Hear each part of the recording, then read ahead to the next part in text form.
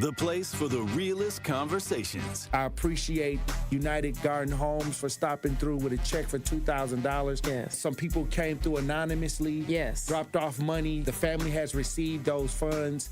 And whatever you can do, if everybody do a little, nobody has to do a lot. The movement continues. What are some of the conditions in the jail that got people upset, like the living conditions on a day-to-day basis? We'll come out of our cell at 11 o'clock in the morning. We'll get food and we'll get medication. So that shortens the time. Out of those 2 hours, we'll probably get an hour out, and then we'll have to lock back down. And by lock back down, I mean we stay in our cell. We get fed in our cell. We don't come out of our cell at all. And that's pretty much the biggest problem. And they simply say that they're short-staffed. But that's not enough because they knew that they were going to be short-staffed. Like, this has been a problem for over 2 years now. The marathon continues.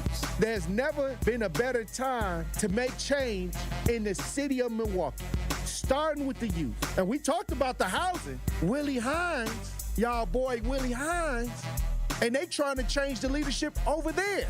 We got our hands full, and it's not the time. But we got attorney B. Ivy Lamar on the lines right now, calling from the courthouse.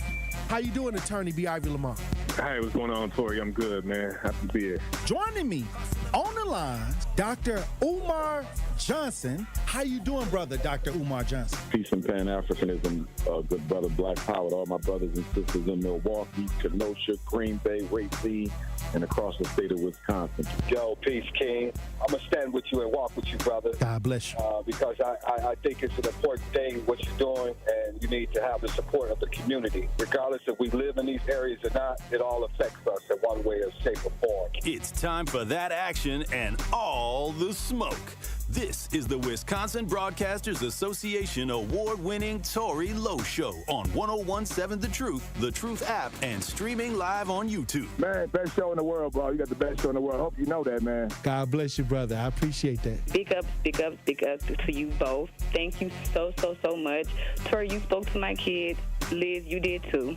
But you spoke to my kids, and when I tell you both that they was talking about what we did earlier that morning all day, that's literally what they was doing. They was talking about it all day. My son was just hollering, Awesome. where's Tory? Like, I wanted to make sure that I let you know that to hear a person and have a person like you in this community, the way that you are selfless, the way that you give, even when your cup is not even full, you are filling other people's cup. And that just inspires me to make sure that I help you the best way that I can by doing my part. As always, my good brother, stay cool, stay calm, stay focused. Now, live from the Avenue in the heart of downtown Milwaukee, here is the king of talk radio, Tory Lowe. Justice Wisconsin, the truth, the most requested advocate in the state. 101.7 FM, the movement continues. Yeah. Milwaukee, stand up. It's Tory Lowe, the truth. From 1 to 4, we about that action, so tap in and let's go. We want that justice, we want all the smoke. From Monday through Friday, trying to bring the city hope. Yeah. Tory Lowe from 1 to 4, Monday through Friday, let's go. We bout that action from the block, and we ready, let's go. Tap in, and it ain't no holding back. We ready.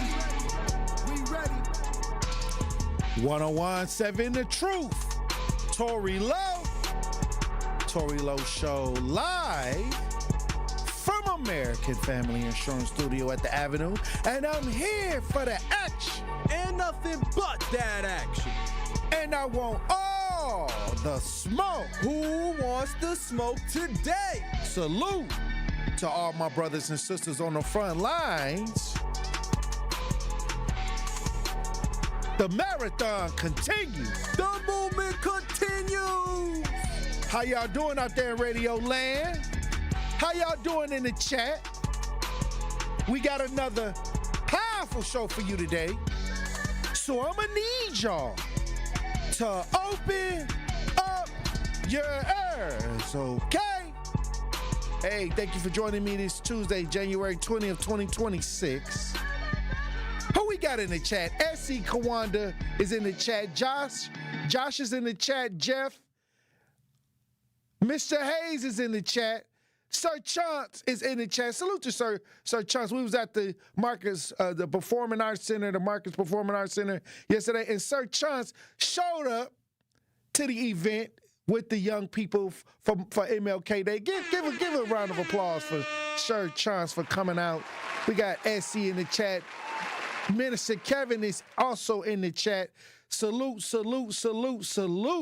And I wanted to tell y'all something, because yesterday it was a powerful time with the young people, and then I got so much to deal with in the community, but it's great to deal with the community where the youth are inspired, to become productive citizens in society and continue the fight, continue the never-ending fight for civil and human rights. Now, I always tell people it's not a fight, really. It's not like a movement fight like like civil and human rights is a movement. It's maintenance.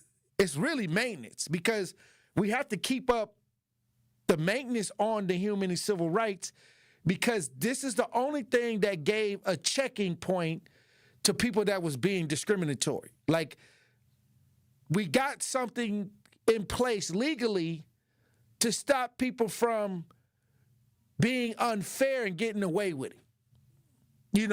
I remember a time when we as African Americans, as blacks, used to be upset with what was going on in society, like strange fruit. I'm talking about strange fruit ideas, Jim Crow, things that were happening to the black community, and there was no legal repercussion. So we had to fight to get human and civil rights involved, because we needed something to provide a safety net for us to live right here in America. And many times when we talk about the journey to continue to fight, we can't get lax. We can't just sit back and say, okay, I'm able to walk around, I'm free. No, it's a continued process, and every generation have to take up that fight. And salute to all my brothers and sisters on the front lines who have taken up that mantle to continue to make sure that a lot of those things that we have fought for do not get eroded, and people stop paying attention, and all of a sudden something else can come back into the situation and set us back so many years. And many times they'll say, oh, this entertainer sought the community back, or this idea sought the community back. No, they can't. No, nothing can set the community back other than the community not paying attention and keeping the maintenance on all of the things that we've already fought for. And many times when it gets political, they'll steer you in a triggered direction. They'll racially steer you, like get you all worked up racially. And unfortunately, the Democrat Party was the one that had Jim Crow. The Democrat Party had implemented a lot of the laws that we had to fight against. So it's funny how now in today's times, it seems like both parties have flipped a certain way, to where now the Democrats try to present themselves as the old Republican Party, and now the old Republican Party is the new Democrat Party that's full of racism. Ain't that funny how that flipped? But anyway, what I'm saying is the people have to stay vigilant, and we have to take control over keeping the maintenance and making sure that we are all giving to the purpose and to the cause. That's all we have to do. That's it. As a township, as a village. And when I think about Martin Luther King, the one thing that stands out to me about Martin Luther King was that he was able to move people. He was able to move people to join the cause, even though a lot of people were against what he was doing, because a lot of the black community didn't want to integrate, especially into white society, because white society didn't want them there. So Martin Luther King held up a mirror to America. And when people started going to school for the first time and they saw the hatred, when people started going into restaurants and they started seeing the hatred, when people were peacefully protesting and they started seeing the hatred. That's what changed America. That's what lifted up a mirror to the discrimination and the ugliness of Western culture toward blacks. And many people started to join the cause because Martin Luther King was a reverend. He was a reverend. And he was a reverend, and the ministers and the priests started joining him. And so this is where the tide started to turn. He used a position that was a peaceful position with a nonviolent idea, and the media captured ministers, church people getting brutally beaten, decent citizens who weren't fighting back getting brutally beaten. And a lot of people say, well, why would you do that? If it was me, if I was there, I would have fought back. No, you would have got killed. Back then, they had a little bit more breathing room to kill a lot of blacks, without having any repercussion, even through the justice system. Y'all think the justice system is bad now when it comes to certain things. But I'm going to tell you, back then, they could get away with a whole lot. Understand what I'm saying? There wasn't no ring cameras. It wasn't no body cameras. It wasn't no security footage to try to tell your side of the story. And if it was your side of the story versus their side of the story, you automatically lost. If it was a white person that said it and you said it, you could forget it. Understand what I'm saying? So we've come a long way. We have come a long way in the fight for equal rights and justice. But we still got a long way to go. We still got a long way to go, and many times we get distracted.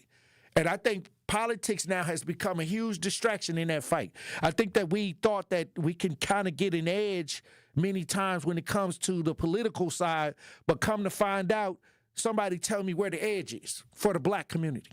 Somebody tell me what edge have we gotten as far as the fight to continue to improve our neighborhoods through politics. I mean, it's just not there. I mean, we can be Donkey Gang.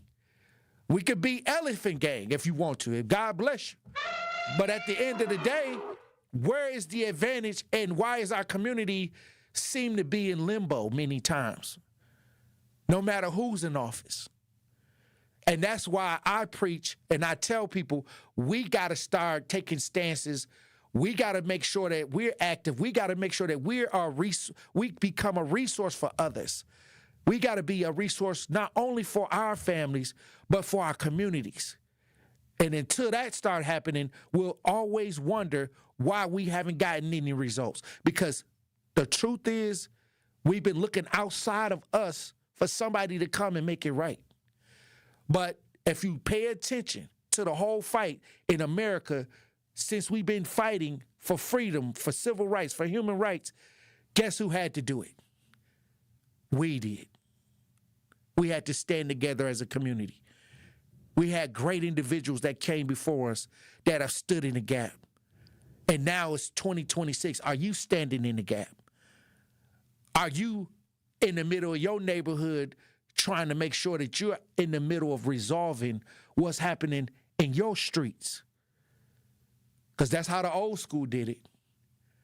I don't know about this new way, looking for Superman to fly in the window, fly through the window and save the day. That's not the case. We were the ones that had to fix it, and we'll continue to be the ones that got to straighten up our issues. And until we do that as a unit, everybody do a little, nobody got to do a lot, we'll be in the same place. We'll continue to be in the same place, going nowhere. Hey, look, when we come back, we're going to get into the show, Truth Nation. Stay locked in.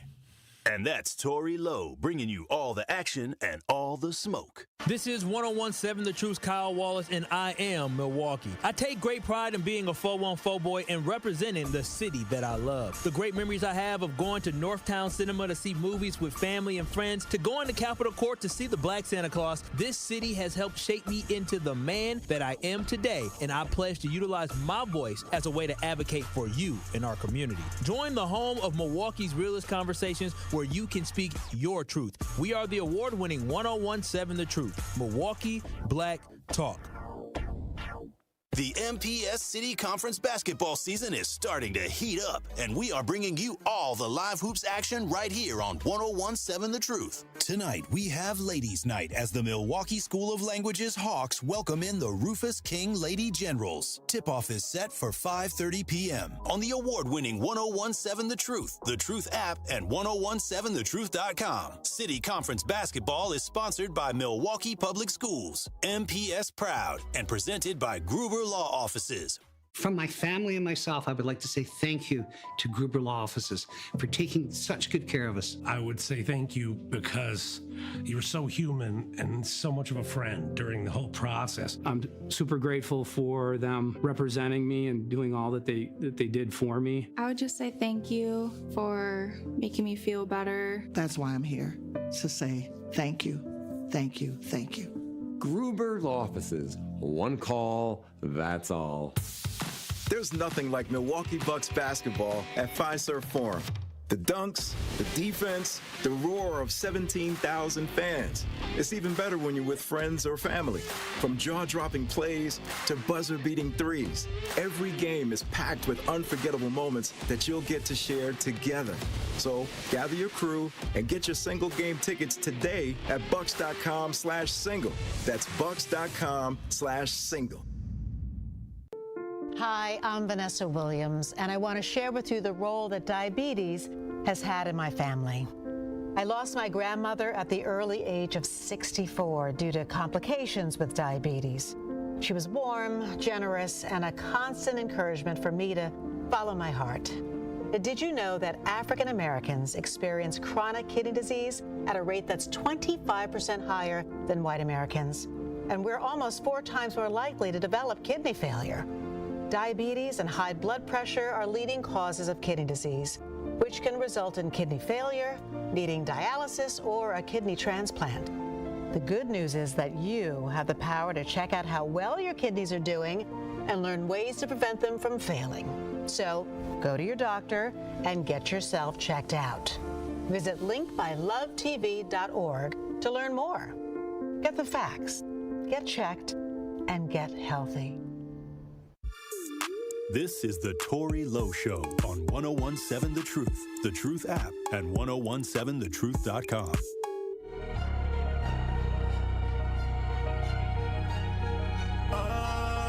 Tory Lowe turn pain into pleasure. The man turn to dog turn to shepherd. He getting the lost ones together. Trying to tell them the truth, tell them they can do better. Low in the streets, you better know it's for the people. Trying to take the village back from the villains, let them know it's a sequel. That boy heart so big, he can't even fit inside a regal. No fraud, no tricks, no deceit, no evil. Tory Lowe. 101.7 The Truth, Tory Lowe Show. I want to head over to Minnesota. A lot of times we get the blaring headlines about what's going on with ICE, what's going on with the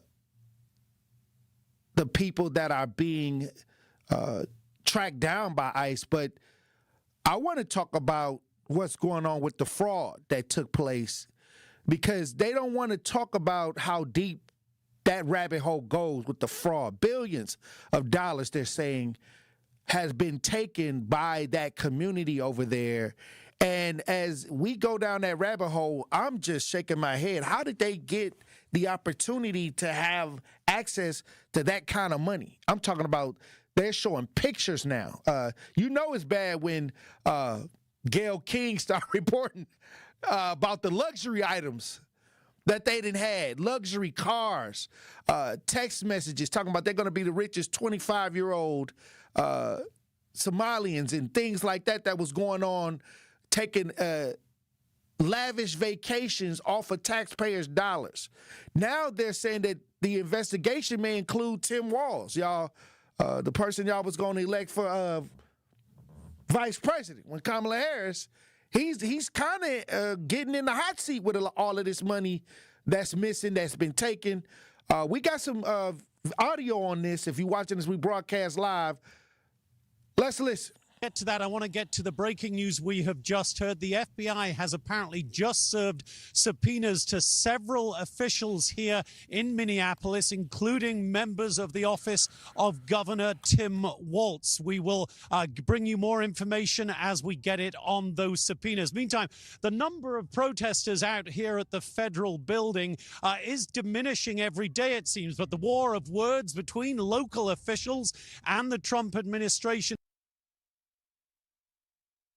Hey, well, this is where I say you only hear about the people and ICE, but you're not hearing the stories of the fraud.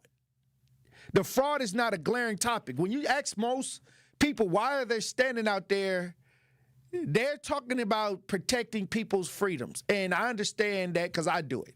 I do it every day. Matter of fact, after I left the program with me and Homer Blow, I had a missing situation that I had to go to deal with, and I had another homicide that I had to try to figure out, somebody on the phone telling me what took place with their loved one.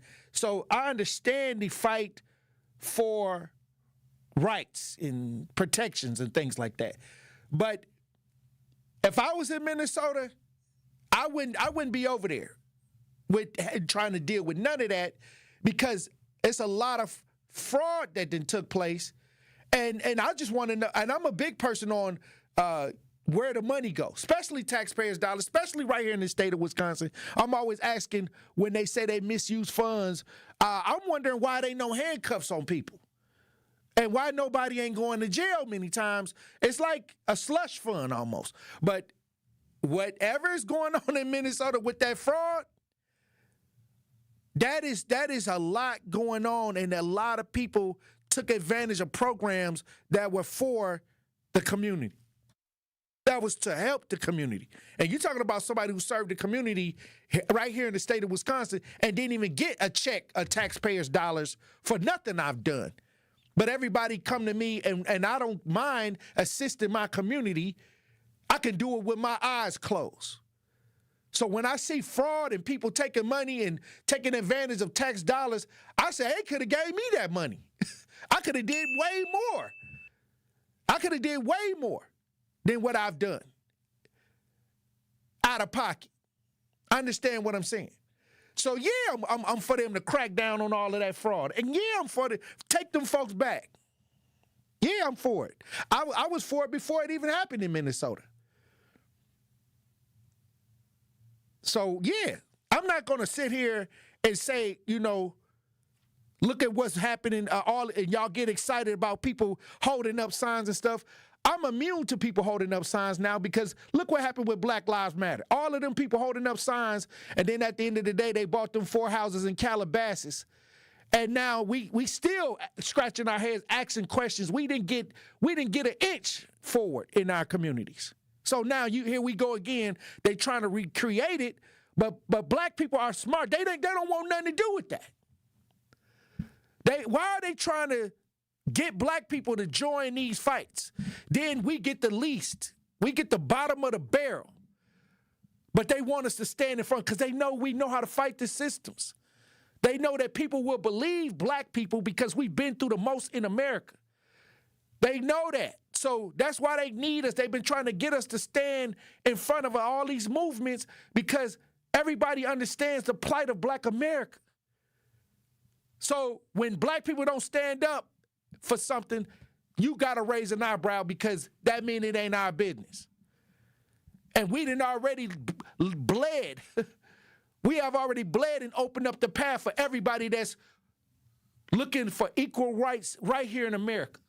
We have already done it. What do you want to keep squeezing juice out of a turnip?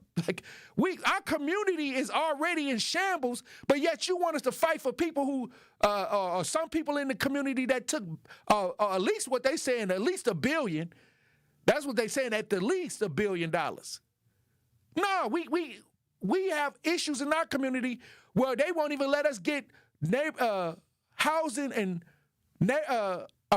property in our neighborhoods. It's a lot of abandoned storefronts in our neighborhoods that we can't even get. Now they said that it was a Black Panther guy that was out there, and it's a big argument between the Black Panthers or should they be out there. And a lot of the Black Panthers saying that the ones in Minnesota that was out there or allegedly out there, they not for that. They not with that. That's not the real Black Panthers. And now they going back and forth. They trying to get black people out there so bad. They want black people. They trying to recreate Black Lives Matter, but just in another way with ICE. They want ICE to create this Black Lives Matter so they can run it into these elections. That's all this is. It's a political move to get people triggered so they can get you to run to the polls. That's what this is, but it's not working. Black folks ain't falling for all of this extra. If you want black folks to get involved, give us the opportunities that you gave them Somalians in Minnesota. Give us that kind of money so we can help repair and build things for our youth that we talk about every day that we need to build for our youth that never gets built. New ideas, upgraded ideas for the youth in our community. Give us that money so we can kind of develop our neighborhoods and have things that we need. If you want to help,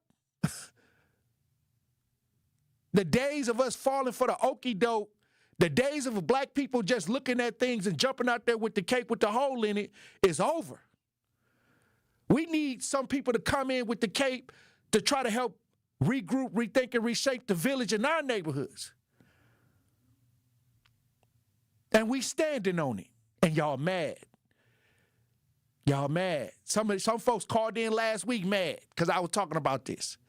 Called in cussing Andrew out on the phone. Trying to cuss and talk about, why y'all letting him talk about that on the air? Because it's true. And it wasn't even a black person. It was a white person that did it.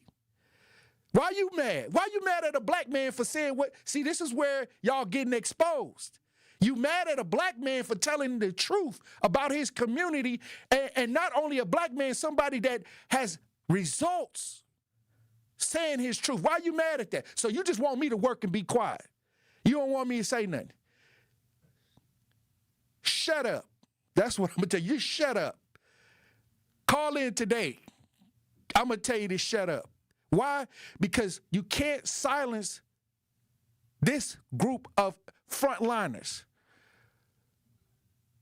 You can't. We're gonna stand on what we believe in, and what we want is we want our community to have what all these other people are getting, seemingly getting, that we could never get. We've been asking for years, reparations, to restore our community, and now we're looking up and seeing everybody else getting these huge sums of money and misusing the funds. We tired. And that's the truth. The only gas we got left in the tank is for us to help rebuild, regroup, and reshape. Hey, look, when we come back, we're going to have a Pop Culture Report. Truth Nation, stay locked in.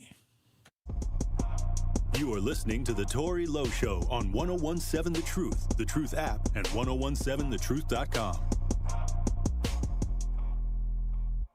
Hey y'all, it's 1017 The Truth's Rhea Riley for Sweet Talks Medical Spa in Menominee Falls. Skip the sterile clinical office feel. Sweet Talk stays on the cutting edge of beauty and wellness innovations in a vibrant, playful space promoting self-love and confidence. Sweet Talk specializes in a range of treatments, including injectables, medical-grade skincare, weight loss, hormone therapies, and more. Not sure where to start? Sweet Talks offers comprehensive wellness consultations to create a customized plan centered around you. Because at Sweet Talks, your goals are their goals. Learn more at sweettalks.com.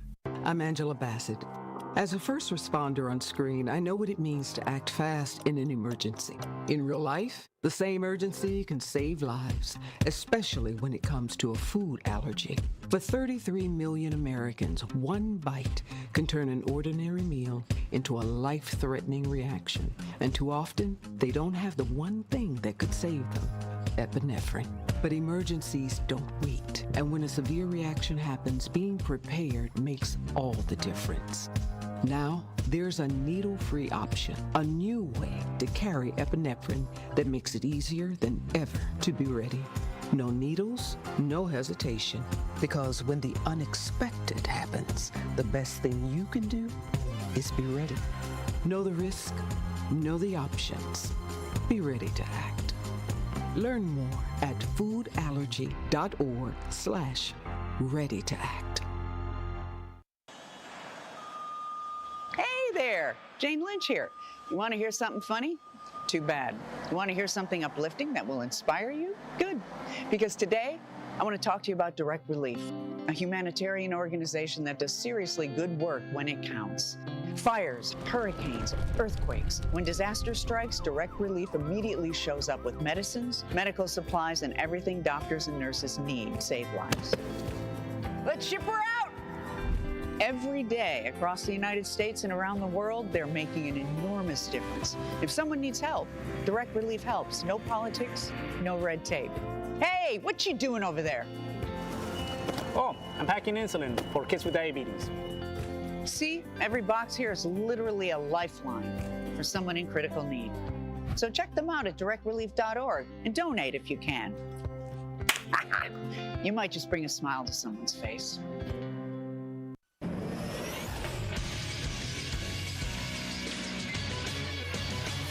This Associated Bank Sports Center update on 101.7 The Truth is powered by ESPN Milwaukee. I'm Andrew Zimmel. The Miami Dolphins hired Green Bay Packers defensive coordinator Jeff Hafley as their next head coach. It was announced Monday night. Hafley spent 2 seasons as the Packers defensive coordinator, during which time Green Bay ranked 9th in yards allowed per game, 6th in yards per game, and 8th in points allowed per game. The Milwaukee Bucks won 112-110 over the Atlanta Hawks on MLK Day. The Bucks snapped a 3-game losing streak. Head coach Doc Rivers after the win. No, we haven't had any consistency to say that anything's long-term. And until we get that, we're going to be what we are. And it took overtime, but the Marquette Golden Eagles were able to hang on to a 105-104 win over Providence on Monday. Steve the Homer True on the call. Marquette wins in overtime, the highest scoring Big East game in Marquette history. This True Sports Update was brought to you by Associated Bank, proudly supporting your hometown teams. Member FDIC. This is the Tory Lowe Show on 101.7 The Truth app, and 1017thetruth.com. Yeah, tryna do what I want, do what I feel. Tryna do what I want, do what I feel. Sipping the lemonade, hot like a skillet. This is my town, this is my city. I'm tryna give you the scoop, like I'm McFlurry. Been in about, and it's in a hurry. Open the door for the people. I was trying to show them it's equal. How much you charge for your soul? Yeah, it's true, yeah, I know. 101.7 The Truth, Tory Lowe Show. Joining us for the Pop Culture Report, GP. What it do? In the building. New York's finest. Hey. What it do? How you doing? I'm doing good. It's been a long month. I was going through some things, obviously, but it's good to be back here with y'all. It feels really, really good. Well, look, back. our condolences to your family with your loss of your dad. As well, I appreciate that. Once again, you can feel when your presence wasn't around that, okay, we got to the Pop Culture Report and Andrew was feeling a little sad.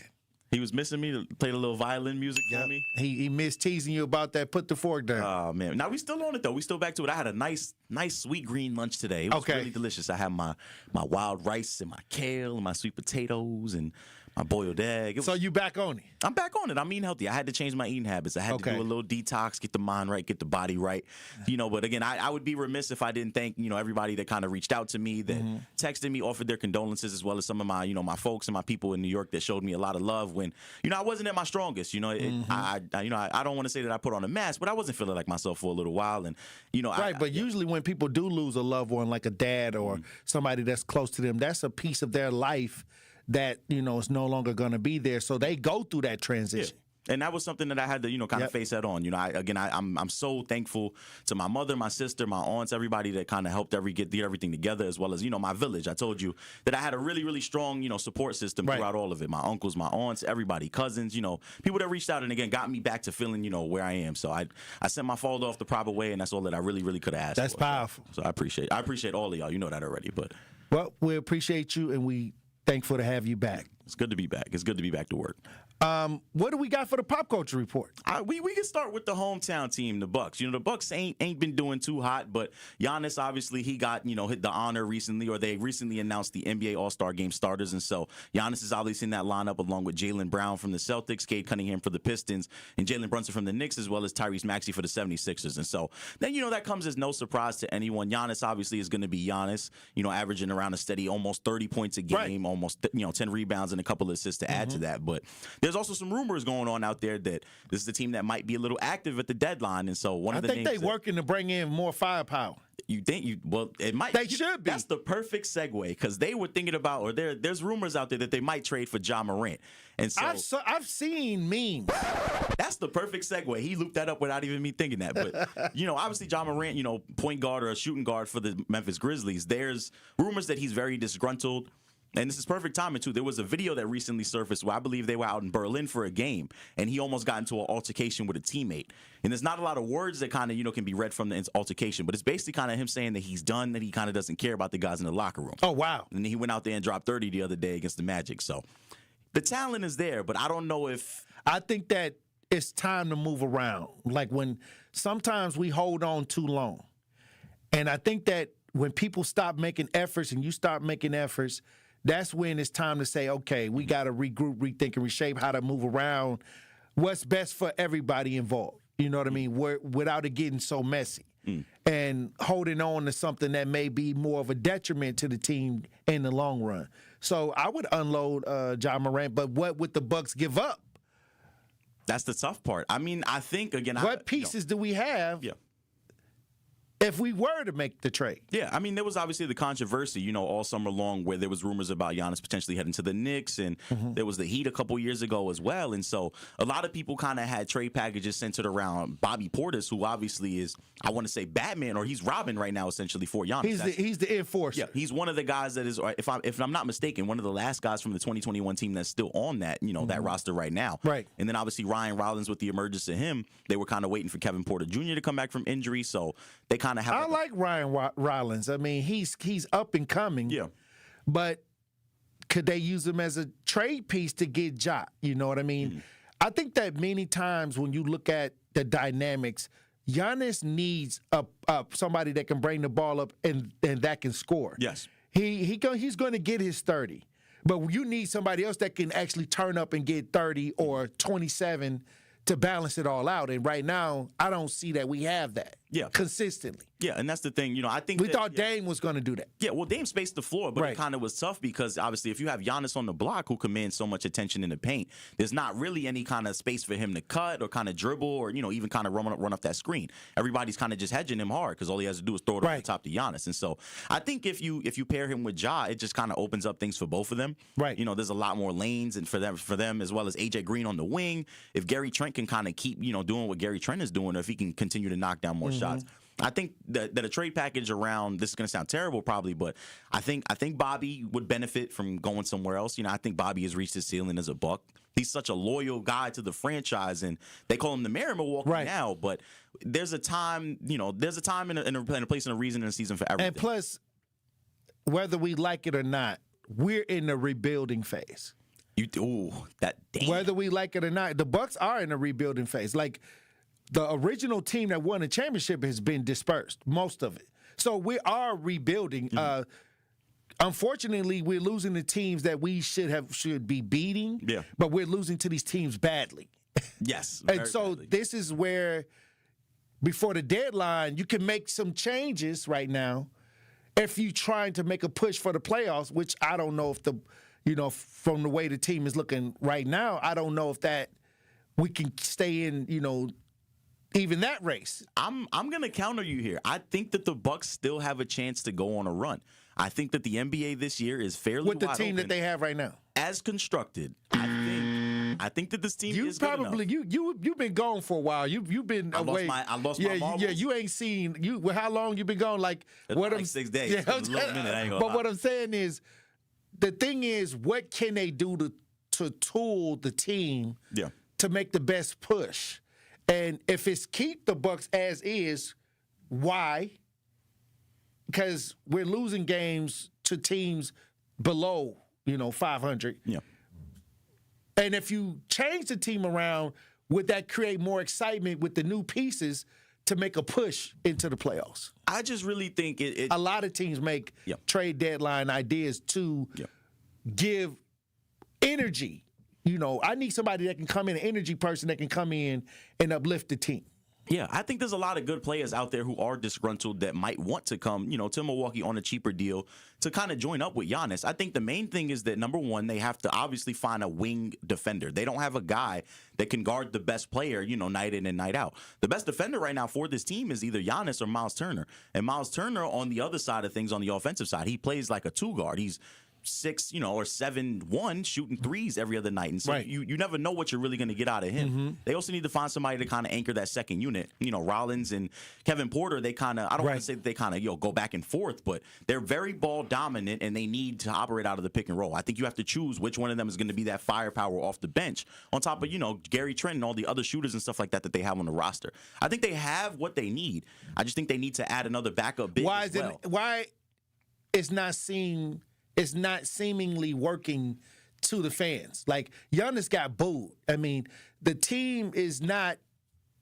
fans are not fully confident in the Bucks team that we have on the floor. I think it's just hard. There's so much disarray and there's so many rumors that it never is a good look when your star player is actually the one addressing or kind of fanning the flames on some of these rumors. Because obviously Giannis goes out there and he puts his heart on the line every night, whether it's win or loss. And so he should never be the one kind of taking that criticism. He's talked to management and they've tried to work things out. They've obviously made some bad mistakes, letting some young talent go and also letting some key veterans go.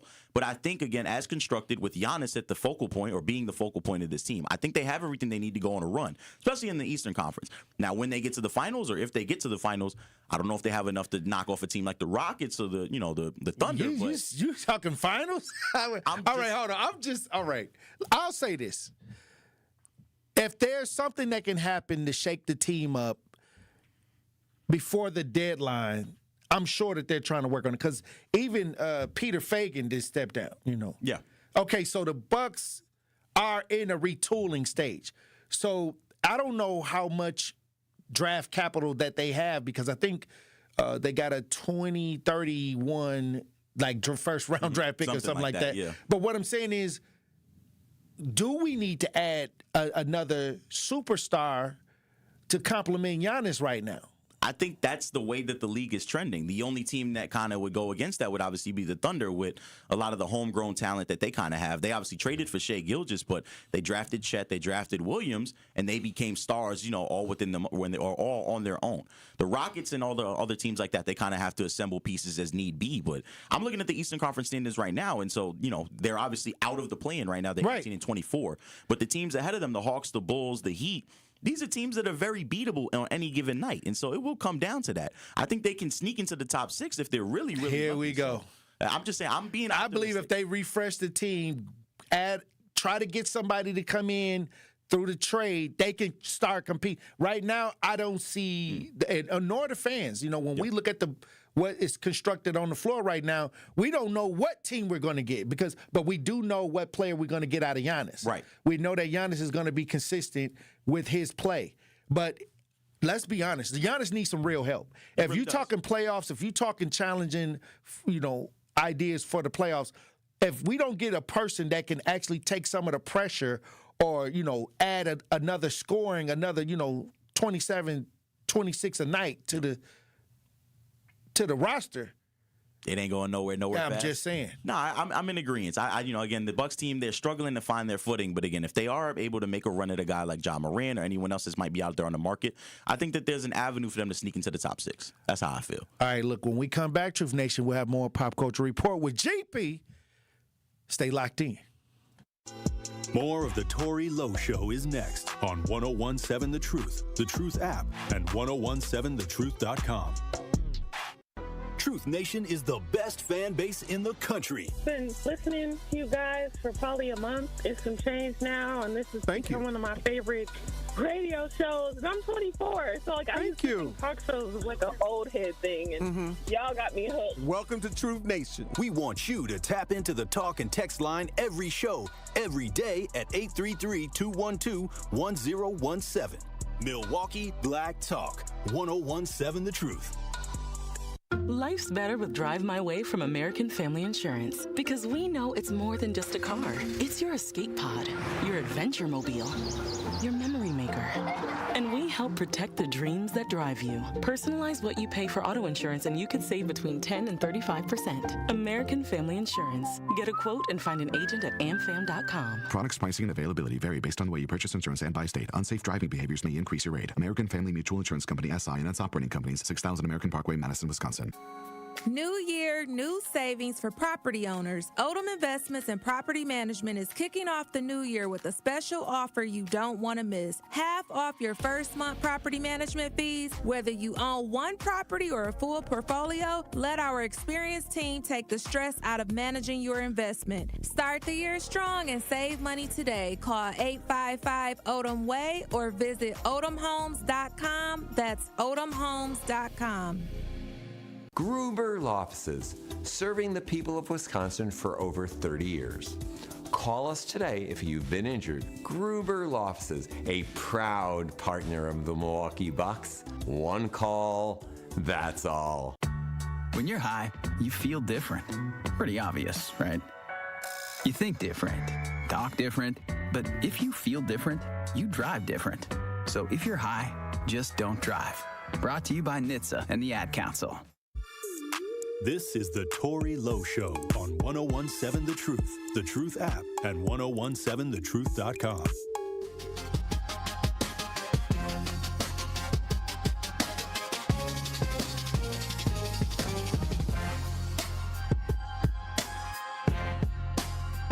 .101.7 The Truth. Tory Lowe Show, Pop Culture Report brought to you by GP. What it do? New York's finest. In studio. Yes, sir. What else is going on in these pop culture streets? So this is a story that you actually said that you might have missed in the news cycle, and so I was very excited to talk about it. But there's basically these two influencers. So it's Christy and Desmond Scott, who have now separated, or I believe are in the process of, engaging themselves in a divorce. But essentially, Desmond kind of alluded to the fact that he cheated and, he made some mistakes in their relationships. And so he posted an online statement, which reads that, I want to begin by apologizing to Christy, our family, and everyone who has been impacted by the public attention surrounding the situation. And I'll kind of paraphrase as it goes, but she is the mother of my children, and that will always come first. I remain fully committed to being an active, present, and loving parent. And so they faced challenges towards the end of 2025. He wanted to separate, and he had conversations with her regarding this. And during that period, he says, I made choices that I am not proud of.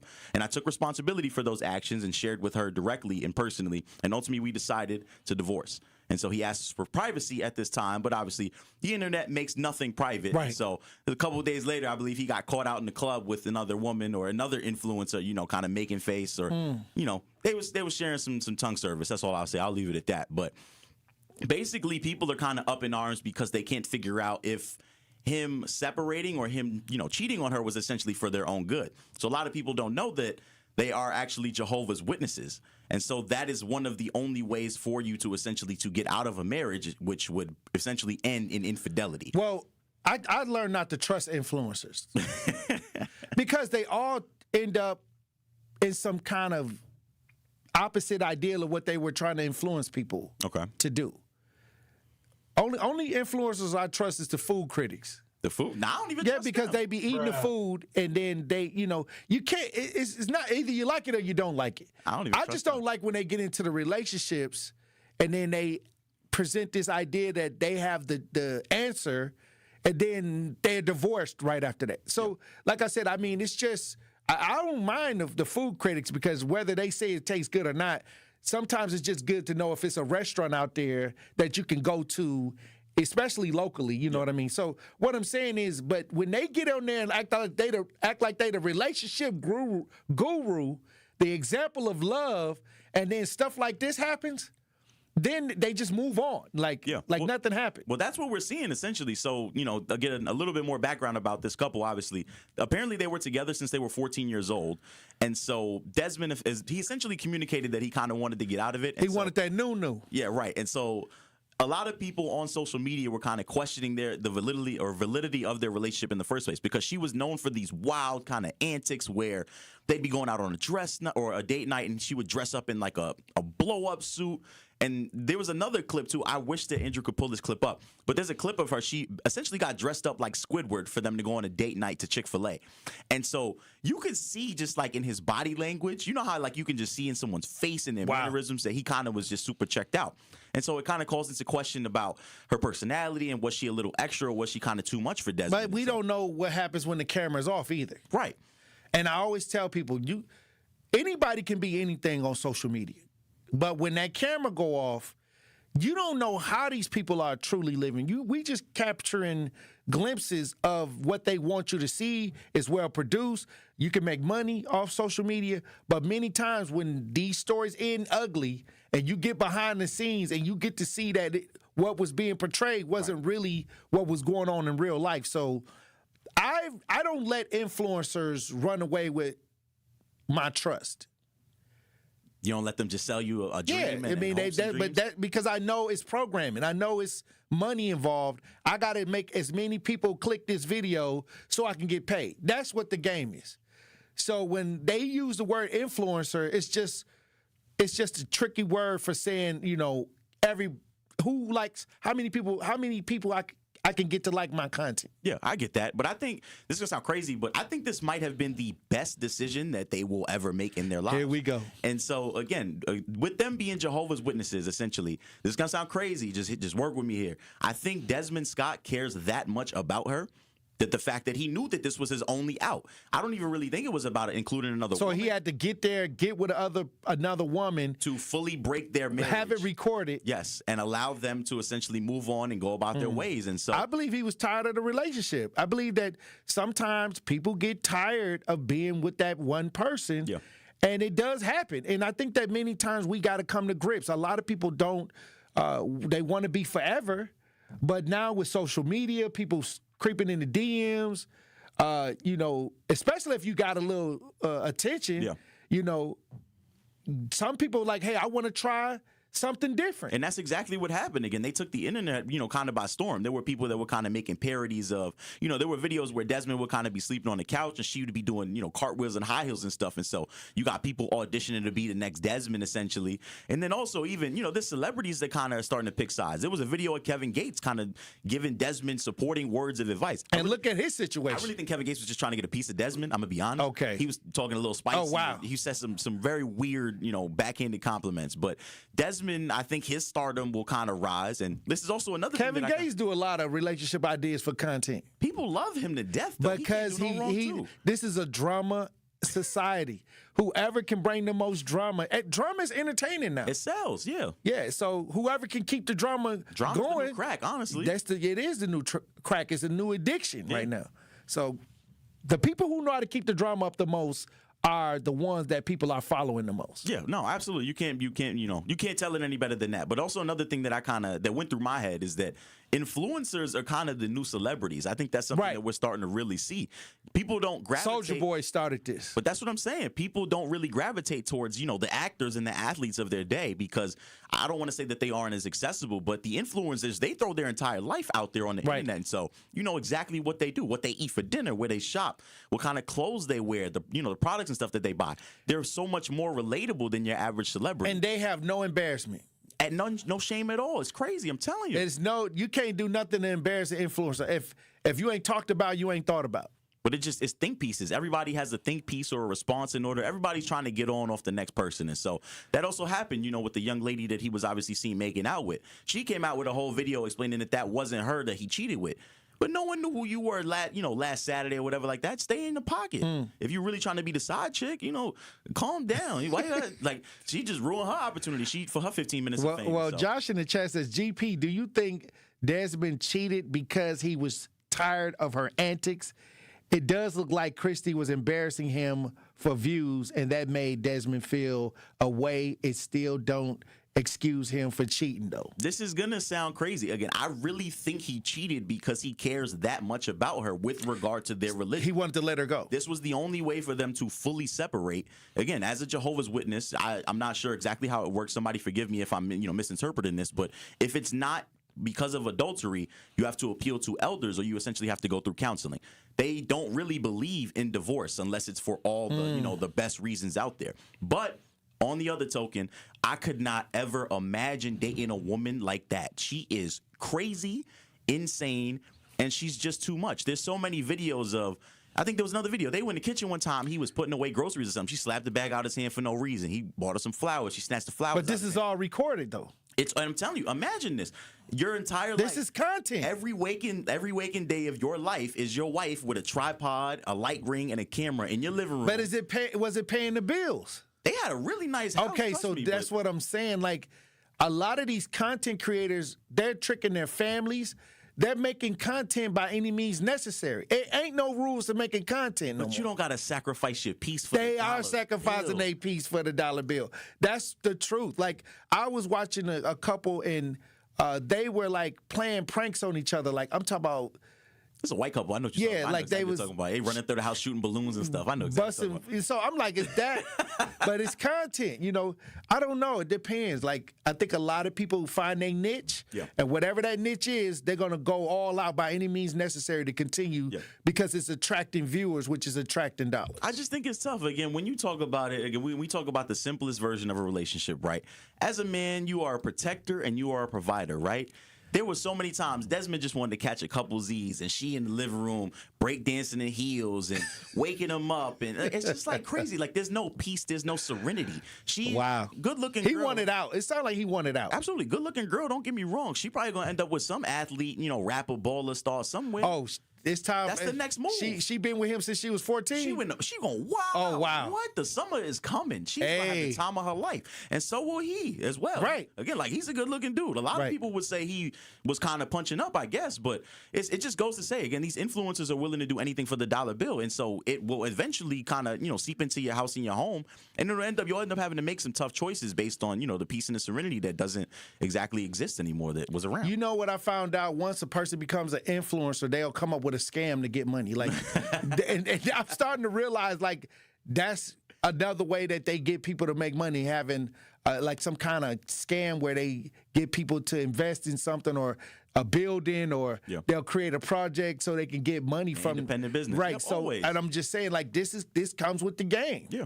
And like I said, I hate for people that get trapped up in this world of influencers and they use them to guide them in life, when you really need to get outside, do some research, and kind of have more control over your own life instead of being influenced by strangers who's making a profit off of you making the views, and they're just putting a lot of content up so they can get paid. Yeah, again, it's always a 3-step program. Again, you do it for the love, and then the second time around, you need the controversy, and then the third time is the fall off. So they're living in that kind of that second area where they're, they're on their peak or whatever. They can do anything they want, and eventually we'll stop caring about them, and it'll be like as if they never existed. Right. And so the next 15 minutes of fame, the next step of influencers or the next wave will come right on in. So well, thank you for that pop culture report, GP. As always, good to have you back. It's good to be back. Like I said, we back to work. That's back what's to work. up. So Pow. I appreciate y'all. Hey, look, when we come back, Truth Nation, we got guests. Stay locked in. Milwaukee business owners, this is your moment. Every Friday at 8 a.m., call in to 101.7 The Truth for What the Business Is. Tell us what your business is, where you're located, and one thing you've learned along the way. What the Business is powered by We Energies, delivering the energy that powers local business. Fridays at 8 a.m. on 101.7 The Truth. Fridays at 8 a.m. on 101.7 The Truth. Breaking down the issues that shape our city and our future. Another function of white supremacy, don't teach black people stuff, because if you give us a little bit of knowledge, we'll invent something totally new. That's why it was illegal to teach slaves to read, because if we could read, then we could write. And if we could write, we could communicate. And if we could communicate, we could plan. And if we could plan, we could strategize. And if we can plan and write and read and communicate and strategize, we could overthrow white supremacy, because they've always known how fragile it is. It's The Truth with Sherwin Hughes, weekdays from 9 to noon. When I was diagnosed with Hodgkin lymphoma, I had so many questions. I didn't even know that it was cancer. Now I do. It is cancer. Blood cancer. It's actually one of more than 100 different types, and they're all treated differently. Now, unlike some other forms of cancer, usually there's no tumor. You can't screen for it to prevent it, and the symptoms can look like other things, so it could be hard to diagnose. I had a fever for weeks. I was so tired all the time. I didn't feel like eating or doing anything else for that matter. And I know that this can feel scary. But if you know what to look out for, you'll know what to tell your doctor. And you'll feel more empowered to take the next steps. Like getting in touch with the people who know the ins and outs and can help with everything blood cancer related. Blood Cancer United. They work one-on-one with each person who reaches out to answer questions and offer resources. Blood Cancer United was there for me, and they can be there for you. Go to bloodcancerunited.org to learn more. Dear employer, my name is Phil Martin. My name is Michael Raskovich. Ronaldo Bird. Zach Deiser. I am writing to express my excitement at the opportunity to join your team. As someone on the spectrum, I possess a unique set of skills that sets me apart from other candidates. My detail-oriented nature allows me to communicate complex ideas, to break down data, to have no fear in meeting new people. I may communicate in ways that are different from what you are used to. Structure, routine, and clear expectation. Help me do my best work. My autism allows me to have a perspective that needs to be seen and heard. It allows me to make the world safer and improve systems in ways others can't. It allows me to bring people's inner worlds to life with my artwork. My autism will bring your team important insights. Thank you for your consideration. An autistic inclusive workplace is good for business. It's time to make a change. Learn more at autismspeaks.org/win. Get the truth and nothing but the truth with Sherwin Hughes every weekday from 9 a.m. to 12 p.m. on 101.7 FM, 1510 a.m. WGKB Waukesha, and W269DL Milwaukee, a locally owned Good Karma brand station. Justice, Wisconsin, the truth. The most requested advocate in the state. 101.7 FM. The movement continues. Yeah. Milwaukee, stand up. It's Tory, Lowe, the truth. From 1 to 4, we about that action, so tap in and let's go. We want that justice. We want all the smoke. From Monday through Friday, trying to bring the city hope. Yeah. Tory, Lowe from 1 to 4, Monday through Friday, let's go. We bout that action from the block, and we ready, let's go. Tap in, and it ain't no holding back. We ready. 101.7 The Truth. Tory Lowe. Tory Lowe Show live from American Family Insurance Studio at the Avenue. The movement continues. The marathon continues right here on 101.7 The Truth. Thank you for joining me for the second hour of the Tory Lowe Show. And we got a mother in the studio, a Pewaukee mother, who's here because she was dealing with a missing situation with her daughter. It was all over the news, all over social media. Great news, the daughter has been brought home. She recently, as of yesterday, is home now. But we do have Kaylin Sunday here, and I want to talk about the process, because many times when we talk about missing in our communities, we rarely get all of the sides or all of the things that a family or a mother has to go through when it comes to missing. So we're going to have a great conversation today about missing in the state of Wisconsin and resources as well. Mm-hmm. How you doing, Kaylin? I'm doing pretty good, all things considered. The way we got in contact is you reached out because your daughter went missing. Yes, my daughter went missing. What happened? My daughter ran away on January 11th at 6:17 p.m. And this has been a chronic recurring problem that I've had when she lived with my sister, when she lived in group homes, and it's been, a habitual behavior that she's had. So she went missing, and we exhausted all resources. My sister and I, we contacted the police. They, filed a missing persons report, and they looked into every resource and every possible avenue, but nobody came forward. So we went to the media, and I was able to get in contact with you.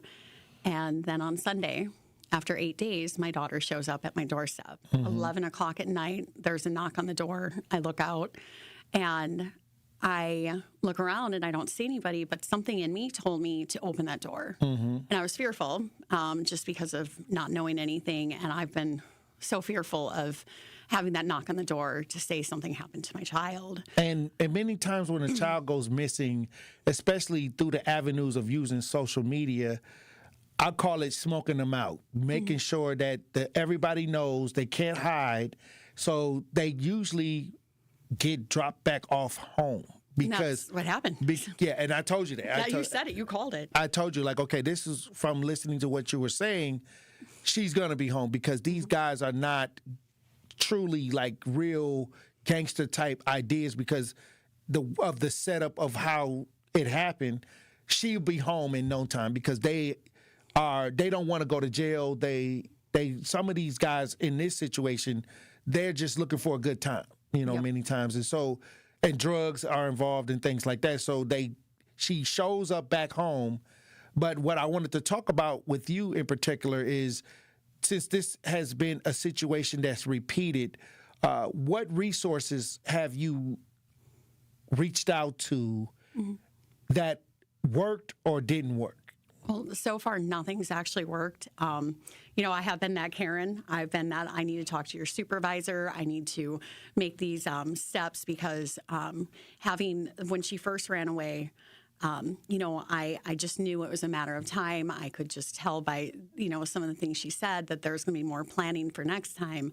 So I went down to Health and Human Services. I called CPS. I called, I reached out to the schools. I contacted corporate counsel. I did everything I could to make sure my baby would stay safe, but also we could have something that wasn't just voluntary, but something that, she would be, mandated to actually have to do. I only could find resources for myself, counseling for myself. Oh, as a parent? Yes, as a parent. Oh, wow. Because it's only voluntary. So she doesn't want to, she doesn't have to. Right. So as for like child services and stuff, I enrolled in a voluntary service and it's for me, not her. We're going to put together a meeting that, has all resources, support from me, from her past, from when she was at, her group home and people that care and love about her.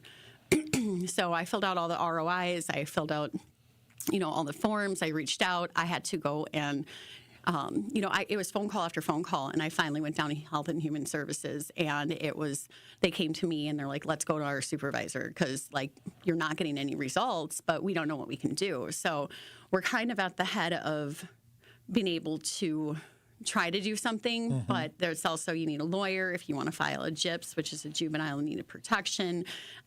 There's the third-party mental health screen, and it's all the legal stuff, but it's also all that process that takes a long time to do, and we don't have that time. When did you notice her behavior switching to this runaway type format? Because many times young people, they may struggle in certain areas of life, and then they reach out to try to reach out to someone that they think they can relate to, or many times they'll use social media to kind of set up their own runaway many times. Yep. How did you find out that she was using social media to kind of contact people many times, or reaching out, or them reaching out to her? Social media in my daughter's life has been a presence since she was 13. I mean, she put Snapchat on a flip phone. And she had been running away and doing these things. And when she returned to home, I noticed that after she got off her probation, December 12th was the last day of her probation, her GPS monitor came off. And probation for what? Running away? Running away, things like stealing cars when she lived with my sister, So she got out there in the crowds where... Oh, yeah. They were kind of like with a group of individuals that were doing the wrong thing. Yep, and it's all these social media groups, especially Snapchat, where they have a group where they all talk and they all correlate and they all share resources. And that's what she calls it, resources. How to get out here and be bad, basically. Be bad. Or get their hands on what they are looking for, whether it be drugs or getting involved in things that they're not supposed to. This is all happening on social media. And they're strangers. They're people she doesn't know. They're people that, are offering her places to stay, places to go, trying to send her things like Cash App or, things. My sister used to have things come to the house through DoorDash and. Wow. Yeah, it's a lifestyle, and I think it pulls people in because, these young girls are, getting anything from, hair, makeup, things sent to them. And all from social media. From Snapchat. And, wow. And Instagram, TikTok, and, you have some on Facebook. And these are young girls. Young. My daughter was 13. Are they sending pictures to these guys, or are they, these guys think that they have a chance at mating with them or dealing with them in a certain kind of way? I think that girls grow up too fast and that they can portray themselves as older. And I think that there's also that switch and bait not only going on with the older generation from men to young girls, but I've seen it as, younger girls portraying themselves as older. Right. But also ultimately, their age. Right. You can, after a conversation with them, you're not a grown woman. You're a child. Yep, especially with those mind games and everything. And I think that there's men out there that just, they see that and they know it. And they also know that, as a young teen, they're looking for validation. They're looking for, their body to be validated. They're looking for love. And they're also looking for that relationship that maybe they are seeing on a lot of these social media. Or that they didn't have with a parent. Or other healthy children their age. What do you think is driving your daughter to do these things, some of these things that you have to deal with on a day-to-day basis? I think that social media has probably helped her develop an addiction. And I think that when you develop an addiction with these kind of things, it transfers over into other areas. And that's also that lifestyle. That's the, we used to always say sex, drug, rock and roll. So, this time it's hip hop, and I love hip hop, don't get me wrong. But it's, it's a transference of one addiction for the next. Well, look, when we come back, we're in the studio with Kaylin Sunday. Her daughter is a chronic runaway. And we're talking about resources. We're talking about, even if you're a parent, what should you look for and identify, and what can we do? We're trying to discuss it all right here on the Tory Lowe Show. When we come back, we'll have more conversation. Truth Nation, stay locked in. You are listening to the Tory Lowe Show on 1017 The Truth app, and 1017thetruth.com. Need a way to hype up your day? This is Lorenzo. Lorenzo, you just won $5,000! What would you do with $5,000? That's sweet for a couple months. Yes! There you go. Yes. That just made me happy. Stay tuned into 1017 The Truth for your chance to be entered into the Gruber Law Office's 5K giveaway. For contest rules, visit 1017thetruth.com. Can we hold something? I'll holler back at y'all. I got money now. All you have is one chance after an accident, one decision on who to call, one shot to get the help you need. Don't waste it on the one offer you get from your insurance company. Make the one call to Gruber Law Offices. It's the only one you'll need to make. Call us today. Gruber Law Offices. One call, that's all. Elevate your game day gear or any outfit with official merchandise from the Milwaukee Bucks Pro Shop. From authentic jerseys to exclusive apparel and accessories, the Bucks Pro Shop has everything you need to showcase your fandom wherever you go. Cheer the deer to victory with authentic Milwaukee Bucks items. Visit us at the Bucks Pro Shop at Fiserv Forum or Bayshore Mall, or shop online at shop.bucks.com. Many of our most important memories are made at school. But for children like Victoria, the classroom can be a place of fear and isolation. She wore a bandage over her cleft every day, too shy to speak, too afraid to smile. Everything changed after one life-transforming surgery made possible by Smile Train. Today, Victoria's smile lights up her classroom, a symbol of confidence, connection, and new beginnings. Due to stigma, children with untreated clefts often miss out on school entirely. But thanks to Smile Train, students like Victoria are stepping into the classroom, raising their hands, and finding their voice. Smile Train partners with local experts to support with free cleft surgeries and other comprehensive care, empowering children to thrive in school and in life. Let's help every child walk into the classroom with confidence. Visit smiletrain.org/learn. This is the Tory Lowe Show on 1017 The Truth app, and 1017thetruth.com. We just circle where the lines run. Grandma had a rosary, Grandpa had a shotgun. I got both on the dash, holy steel for the outcome. First body dropped to 16, ain't talking no COD. I'm talking cold concrete, chalk art, mom's on her knees. Reputation costs a fee, I paid double for the rush. Now my shadow got a shadow, and they both of them is plush. 1017 The Truth, Tory Lowe Show.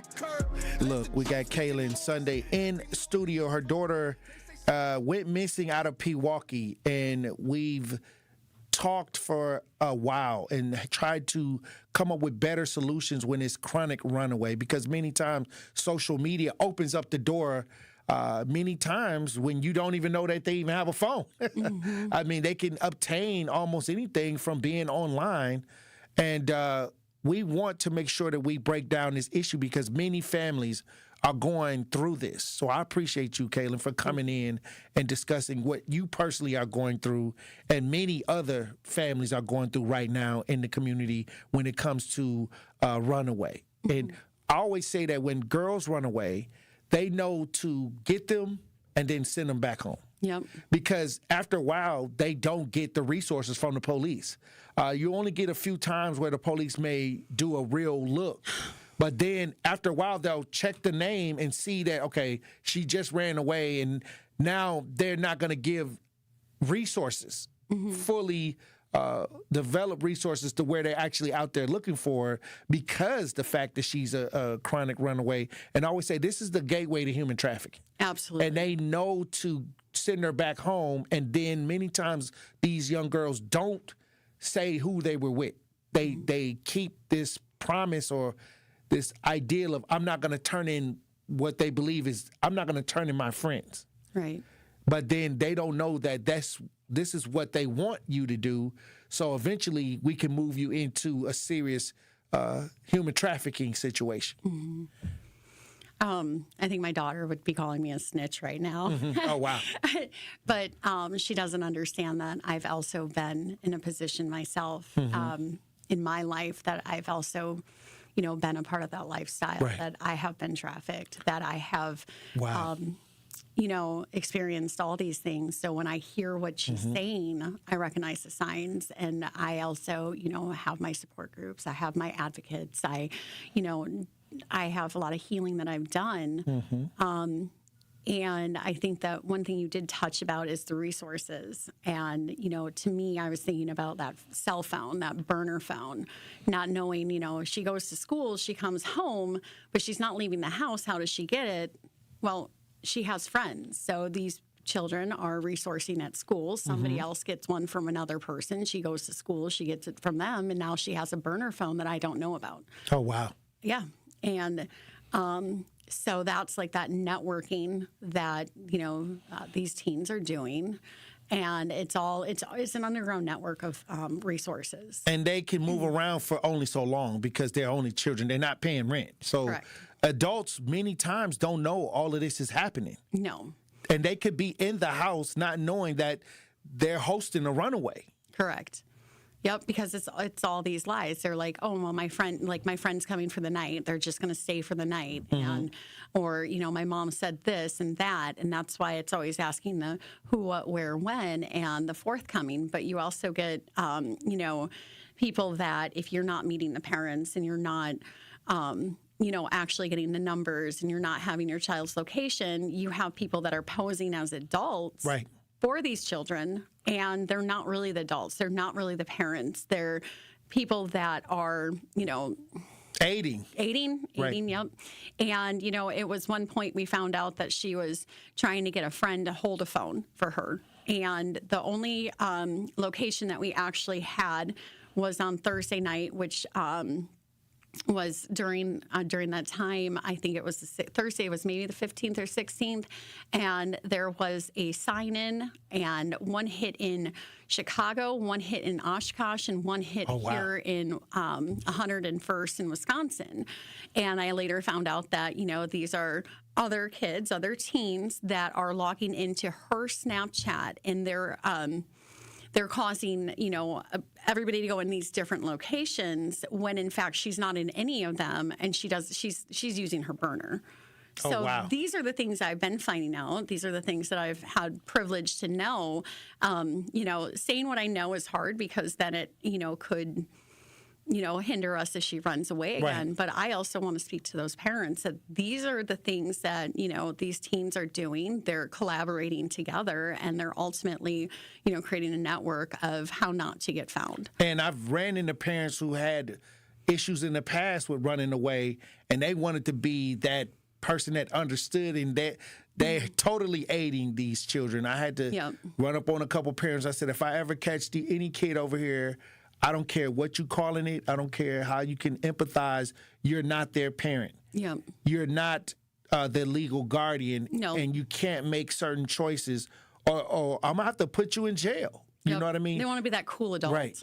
And no, they're causing them more stress than good. And many times, instead of being a resource, or they think they're being a resource, what they're really doing is harming the child, because then they may have other teens over there drinking, having sex, and all of that under their roof, where they shouldn't be allowing that to happen. Exactly. There was an instance last summer, summer of 2025, where she did run away from her group home. She had her phone for 3 days at a group home. She took a picture of the window and said, anybody have a ladder? Somebody brought a 20-foot ladder to a group home. What? Yep. Off of social media? Off social media. Some stranger, some adult had a disposable 20-foot ladder laying around, brought it, and she was on the run for 6 days. And so at this point, we found out that there was an adult that had, picked her up, said, hey, let me help you, told other, if she told her that, or told other people, adults, that if she was, found or in her presence and stuff, that she would, turn her in. And when in fact she helped her get cleaned up and ready and left again. And when my daughter told me, oh no, she let me go, this woman had said that she, had stepped out of the room and my daughter just left. So there's adults helping children. And to me, that's concerning, because she was out there for another 3 days after that, until, it was another situation where an adult actually was an adult and, called the police while she was in the shower. So, so, somebody did do their job. And it just shows that there's these variants of judgment in adults. But if a child is a runaway, you suspect that they're a runaway, you should be calling enforcement. Yeah, you should be calling law enforcement. Once again, we got Kaylin Sunday in studio from Pewaukee. Recently had a missing daughter, a chronic runaway, and we're talking about the different ideas that you had to go through, because it's over my tenure of the last 16 years, I've had several situations similar to yours, and many times it's just a network of kids. We talk about grooming, but sometimes it's youth, young people with a network, like you said, to get their hands on burner phones to kind of assist in this. Yep. When I think about the network and the resources and stuff that went into this, and the thinking and the planning, this has become progressive. So, ultimately the teen gets better at it, and they get to come back home, they get to rest, they get to recover, and then they get to resource. So you got the 3 R's, And they're learning how to get better at this and get more resources and how not to get caught or found. And they protect the names of those that were with them. Yes. Your daughter recently was home. Yep. She's home right now. She's home right now, yes. She could run away again. Yes. And when I say that there's no leverage for the parent in this situation, I haven't seen any leverage because I see that there are resources, but they're not obligated to keep the child there. Nope, they're not obligated. The child can say, I don't want to do this, and they can just leave. Yep. And then the resources is telling, police, school that, oh, I want these resources. And then when you bring the child and you are, making these phone calls, making these appointments, even trying to get her in the car and everything, they don't have to participate because it's all voluntary. Right. So that's the hard part is having, you're telling somebody one thing, but you're not willing to do the next. Like she told the officers, like, oh, I want therapy. And last night it's sitting and having a conversation of I can schedule even a Zoom. You don't have to leave the house. We can do this. I'm willing to do that. Like she doesn't want to participate. And ultimately, all I can do is focus on what I'm going through. Right. And I know if I get therapy, that helps her. But also, my daughter needs to be able to talk to somebody. She doesn't want to participate with mentors. We had the CCS team. I think it's CTLS or something, but there's all these organizations that are voluntary and they provide all these services and, they help children and she does not want to take them. And I have signed her up. I've contacted, and I get these phone calls of, hey, you're not participating. And I'm like, well, she doesn't want to. That's the hard part is she says she'll do this, but she doesn't. There's no follow through. Why is she running away? Is there a reason that you've pinpointed? Why is she rebelling against what's going on at home? Have you ever said, okay, this is what is triggering her? From what I understand with even my sister and stuff, my daughter's always running from something and whether or not it's good or bad, it's that self-sabotaging behavior of,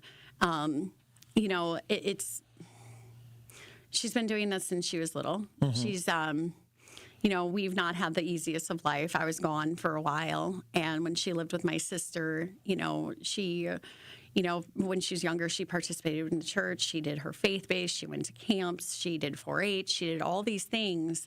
And then when it got on social media, that has that pull into her. And she's looking for validation and stuff from youth. I invite her to do everything. She'll try something normally once and say it's not for me, whether or not it's rock climbing or we did the polar plunge and stuff. For her, it's she wants the youth, but she doesn't want the ones that are doing the things she's supposed to. Right. Well, look, when we come back, I got an idea of how we can come together and try to kind of fill in I think a void where the parents seem to not have any power at a certain point after the girl comes home or the son comes home. And many times y'all left to panic because y'all don't know when they're going to do it again. No. And I had every emotion you'd ever, I had a whole feeling wheel and I felt everything. And I felt like I got hit by a truck and I couldn't even, and just seeing her walk through that door, every fear was lifted, but my fear that how am I going to keep her at home? I was more scared of even having her at home because I can't keep her there. Well, look, when we come back, I want to talk about some ideas that parents can probably work to have to fight against chronic runaways and youth. Because, like I said, you're the legal guardian until she turned 18. And we want to see if there's ways that we can use resources to make sure that you can have power to kind of control some of the situation. But we're going to talk about that when we get back. We got Kaylin Sunday in studio from Milwaukee. Truth Nation, stay locked in. More of the Tory Lowe Show is next on 1017 The Truth app, and 1017thetruth.com. He's the voice for the people and the community's connection to change. Regroup, rethink, and reshape, and get on the front lines. It's only to your benefit. I always tell people, you helping the overall ideal of a better community, it actually helps you out. It helps you out. It helps your family out. It's time. Do not bring that reactionary attitude into the new year. This is the best time to start fresh.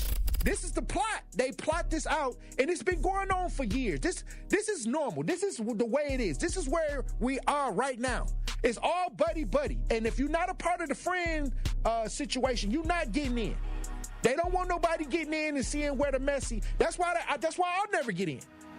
Because they know I'm not going to play around about my community. They know I'm not going to sit in no meetings and see y'all shucking and jiving and sniggling and giggling and not say nothing about it. I'm going to tell you to shut up. The Tory Lowe Show, weekdays from 1 to 4 p.m. Live on YouTube and right here on 101.7 The Truth. Real talent is defined by what people can do, not where they learn to do it. So by stopping at the education section of a resume, you might throw away the perfect hire. You might miss someone who has valuable skills to offer to help your business thrive right now and in the future. Because the truth is this: Skills First Hiring helps you see talent others miss, like more than 70 million stars, skilled through alternative routes. When you let their story unfold, you gain a competitive advantage, because hiring managers who start with skills are 60% more likely to find a successful hire. See the real person, complete. See what others miss. Hire skills first. Learn why it's a competitive advantage at tearthepaperceiling.org. Brought to you by Opportunity at Work and the Ad Council.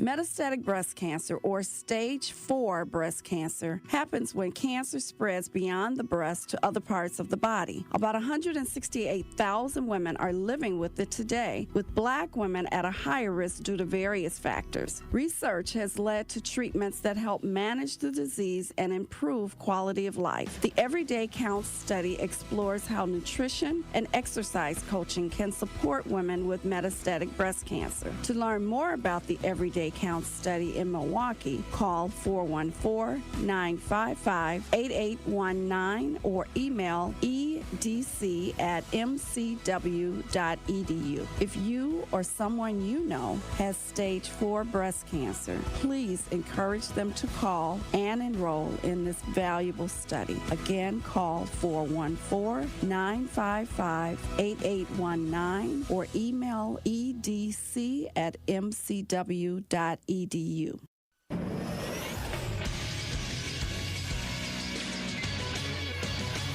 This Associated Bank Sports Center update on 101.7 The Truth is powered by ESPN Milwaukee. I'm Andrew Zimmel. The Miami Dolphins hired Green Bay Packers defensive coordinator Jeff Hafley as their next head coach. It was announced Monday night. Hafley spent 2 seasons as the Packers defensive coordinator, during which time Green Bay ranked 9th in yards allowed per game, 6th in yards per game, and 8th in points allowed per game. The Milwaukee Bucks won 112-110 over the Atlanta Hawks on MLK Day. The Bucks snapped a 3-game losing streak. Head coach Doc Rivers after the win. No, we haven't had any consistency to say that anything's long term, and until we get that, we're going to be what we are. And it took overtime, but the Marquette Golden Eagles were able to hang on to a 105-104 win over Providence on Monday. Steve the Homer True on the call. Marquette wins in overtime, the highest scoring Big East game in Marquette history. This True Sports Update was brought to you by Associated Bank, proudly supporting your hometown teams. Member FDIC.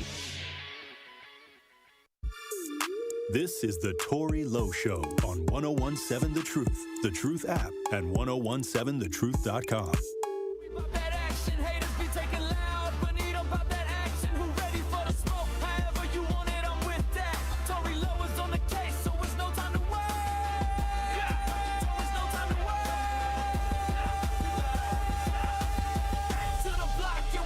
Northside. 101.7 The Truth. Tory Lowe Show. We got Kaylin Sunday in studio from Pewaukee, and her daughter recently was involved in where she had ran away. She's a chronic. She runs away multiple times, and we're trying to figure out things that we can do, because I've dealt with a lot of situations where the child would just come back home, relax, kind of recover from being, in a situation where they were a runaway. Then all of a sudden, after a week or two, they're back at it, And many times when we talk about what leverage does the parent have in that situation, and many times it's almost none. I have none. I pleaded with them to. I spent 6 hours when she got home, and I was told that they would at least take her someplace, be able to question her, make sure she was safe. You know, I know it's her body, but I also had wanted maybe her to go to the SANE unit, have, you know, some kind of, you know, help, see what had happened. We don't know where she was. We don't know who she was with. We don't know who dropped her off at my house. We and don't she's know. not talking about it. No, it's honestly, it's a fabricated little story that's on repeat, and I might get bits and pieces of it. But right now, I mean, there's nothing. So there's nothing holding her at home right now. No, except maybe not having a cell phone, but she says she has a cell phone someplace. And, you know, do I believe her? I don't know. Like, She can get one. She can obtain one.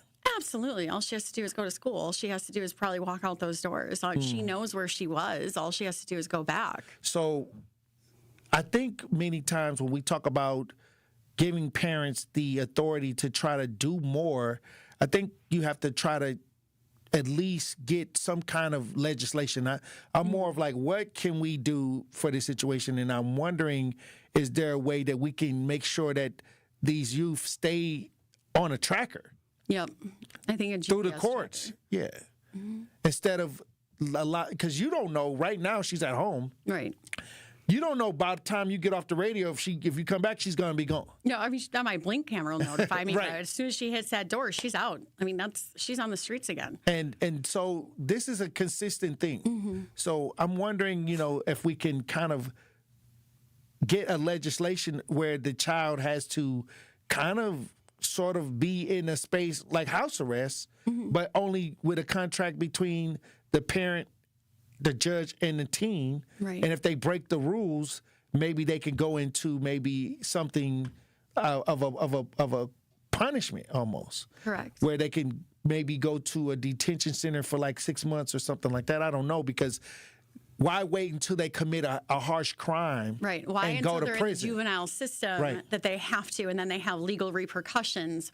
Why do we have to wait for them to have, you know, even the citations fall on the parents? So, I mean, we're looking at, that's what I was told, is the first time she ran away, I was told that by the juvenile system is, you know, you have to create an opportunity that she can get in trouble so that then you can have that option to get a GPS monitoring system, to get a juvenile Right, because intake usually you have to commit a crime, then they'll take you into the system, and then you have to, for probation almost. Right.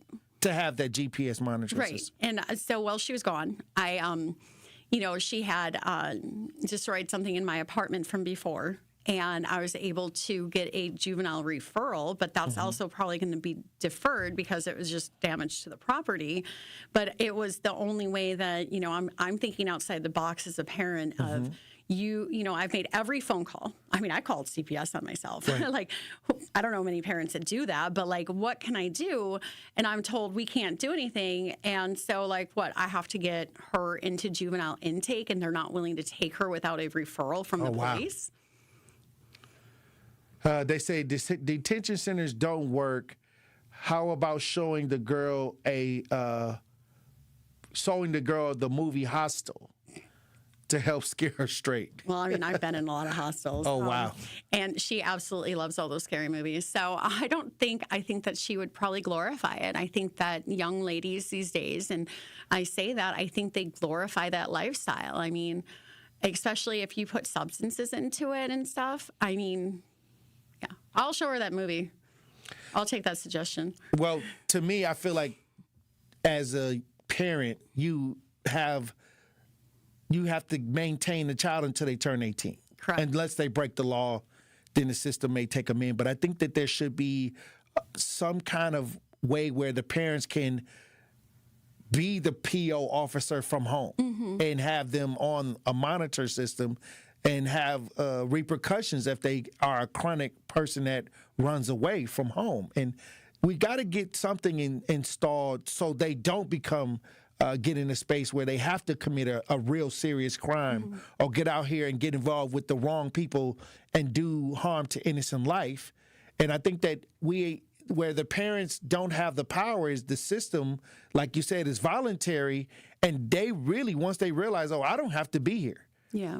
I don't have to do this. So I was thinking about something that if, when she went missing, I think about all the money and resources from the police department that went into finding her, right? And you're talking how many districts, how many hours, how many people knocking on doors, and all that money that went into that. You're looking at, I know when the marshals tracked me down years ago, that was $50,000 they said I owed in restitution. So, I'm just thinking about, what that went into in mine and then what goes into hers. And ultimately, the community's paying for that, right? Right. So, we could cut funding on that part from them. If they wouldn't have to spend that. I'm not saying cut that, but they wouldn't have to spend that if we could just be able to implement an ankle monitor. That's $1,200, a supervision fee. And ultimately it could be a simple, and that could be a cost to the parent. Yeah, it could be. And then also it could be an indigent. There are funding, there are places, there are grants, there are things that we can write. And also it could be a simple, juvenile form that, a petition to file that a parent could just file it themselves, go down to the courthouse and be able to, go in front of the judge and say, hey, I've showed this behavior has happened. Right. This is dangerous. This is why. And it would be no different than anything else that we have. But the parents should be able to do that. Right. I agree. And I think that we're going to start working on things like that because something has to happen because for her to be in a space where, and many of these young girls out there with strangers, and ain't no telling what the truth is if they're not telling what truly happened because they're not at home and they're not around family. They're around strangers and ain't no telling what is the true experience unless they just come out right and say, this is what happened to me. Right. And so what is that doing to her psychologically every time? The trauma. Every time she's going out there and coming back home. And many times it puts the parent at risk because they can get extremely violent once they get back home. Because now that is not the same child that left. And that's every exactly time what they it is. leave, they get a little bit more aggressive and they come home and I've seen parents call 911 on the child because the child have threatened to kill them. Oh, yep. I can relate. Oh, wow. Just not even so much that. It's the, if you don't do this, I'm going to do that. If you don't, buy me that, I have to go do this. You would hate for me to do this that you used to do. And the thing is, ultimately, trauma is an onion. And ultimately, it starts with one trauma and it keeps layering itself up. And, I feel that there's a numbness and hardness that happens in the hardening of the heart.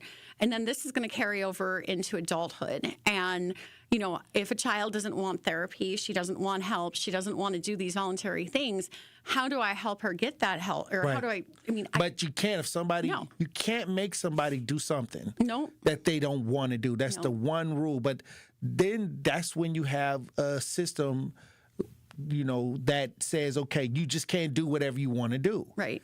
And many times we're under the illusion that we have resources that can help, but it's a two-way door. If the person has to want to be helped for it to work. Right. And why do they have to go on probation to get this help? They shouldn't have to. Even you think about how some of these, she's almost 17. So you have a parent that has a child that is almost 17. And a lot of times when a child commits a crime at 16, 17, that goes on their adult record. We could prevent that going on their adult record, affecting them from college and any of these other things if we could actually just get the parent to be able to have that control of getting a GPS monitoring. Somebody says, is she a Sagittarius? Her birthday is 7/6. So okay. Not 6/7. Okay. Oh, wow. I had to do that. Sorry. That's funny. No, it's all my children. All my children and I, we have a lot of jokes. Well, I'll tell you this: when we come back, we'll get the last words from Kaylin Sunday. She's in the studio from Pewaukee, discussing her daughter, who is a chronic runaway, and I want to get your ideas on what clues, if mothers are going through this, what should they look for? If parents are going through a child on social media, not doing what they're supposed to do and running away, what are some of the clues and signs they should look for? Yes. Hey, look, when we come back, we'll have more discussion. Truth Nation, stay locked in.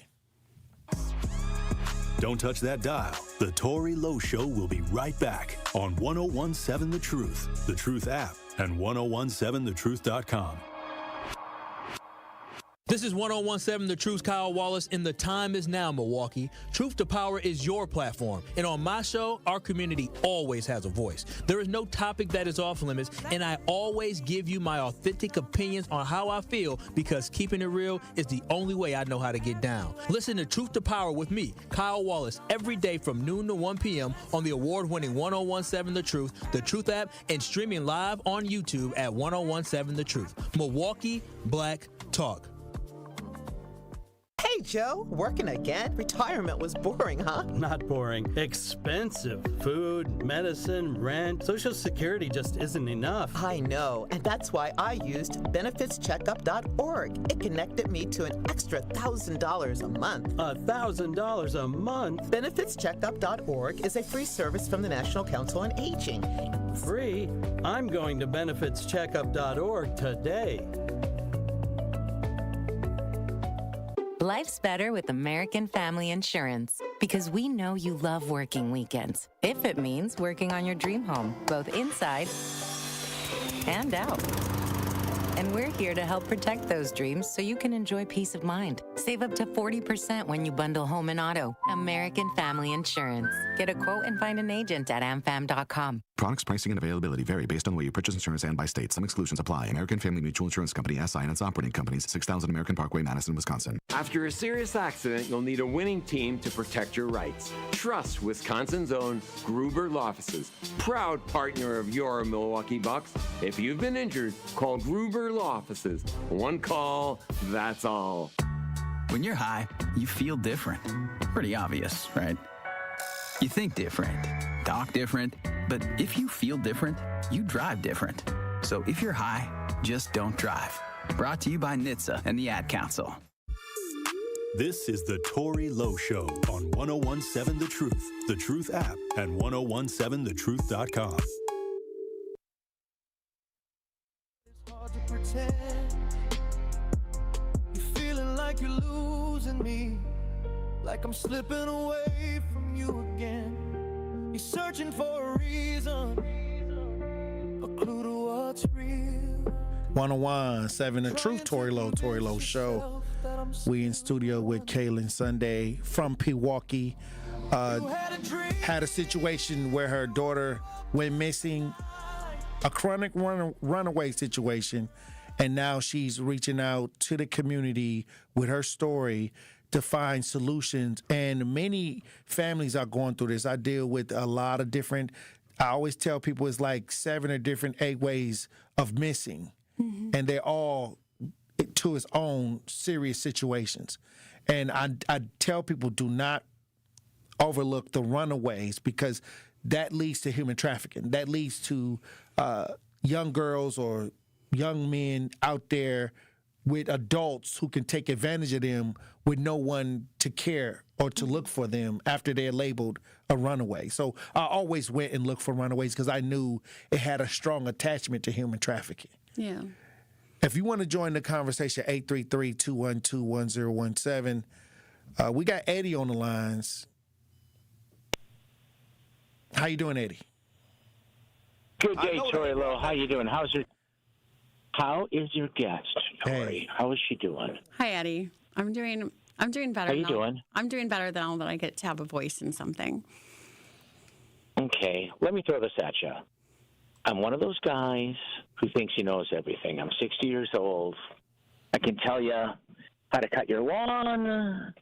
I can tell you what kind of gasoline to buy for your car. I'm one of those guys. Okay, straight, white, heterosexual, middle-aged white guy. I'm one of those guys. The one thing I've learned in my life is tough love works. Mm. And I think a lot of people today have no repercussions for their behaviors. And you can try and try and try, but these kids aren't respecting adults the way, and I'm not just saying your kid. I think it's 2 generations of kids. My dad said something, we might hesitate for a second, but by the time he laid it down the second time, we feared our parents. I feared my father. I feared my grandfather. And these kids don't fear us anymore. So it's hard to discipline them. I mean, they literally think they're our equals. But my advice is tough love always works. That's why in the 70s, when a guy in my neighborhood would get caught stealing a car, the judge would say 5 years in prison or you're joining the military, right? Or nowadays, it's 5 years in prison or you're going to a boot camp. And often these guys come out and say, that was the best thing that ever happened to me. That set me straight. And I think that we got to get back to disciplining these kids.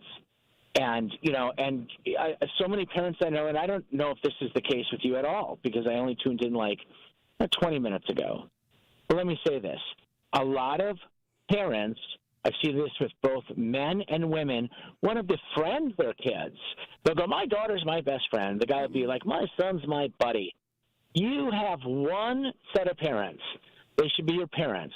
There are 6 billion people on earth that can be their friends at any given time, right?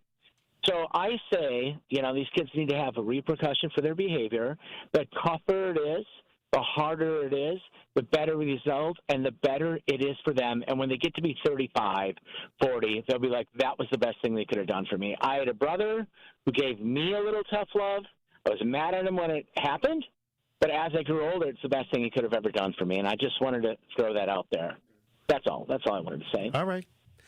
Thanks, Eddie, for tapping in. Eddie, Thank you, Eddie. Eddie with his advice. Eddie's a painter. He calls into the show. Oh, good thing I didn't say anything too facetious or with frivolity. I listen to what Eddie says, and I do relate. My parents were tough on me, and they did a lot. And my mom also was a teacher. She was a special ed teacher, and she raised me on love and logic, and it's a way of parenting, and it's about responding in love, but also allowing with the logic to allow kids to have little mistakes, little choices that don't allow them to lead to bigger mistakes. And the thing is that one thing that I do with my daughter is I do respond in love. I do respond always in love because I'm a firm believer in my faith and in God and everything like that. And I feel that fear instills fear. But I also am a parent, and I also, at the end of the day, I know that there's lines that we have. And as much as I do want to be her friend someday, I know that I can't be that right now. And I think that's where, she's looking outward versus inward, because I am her mom. Right. And like my twin sister who raised her before me while I was incarcerated and stuff, she was, her mom. And so we've always, and I've co-parented this whole time through this. And the thing is that, my daughter has had parenting. My sister's ex-husband, he is a great guy. There was parents around. There were people that did not cross that line with the parenting of, being a friend. And that's where a lot of children also rebel. It's a rebellious spirit. They give a lot of pushback. Yep, they push back. And it's not, a lot of times it's, I think, the child not learning to love themselves. And I think that we look outward instead of inward. Well, I'll ask you a question. What are some of the signs that parents should look for when something is not right with the child in social media? What are some of the signs to let you know that there's red flags going on? Okay, so I think that starting to care so much. I mean, children always care about what people think, right? We all do as humans, but not having that identity in themselves. I started seeing more of the screen time, more of that pushback when I cut it off, more of the, trying to... Spazzing out. Yeah, spazzing out. That's a good way to put it.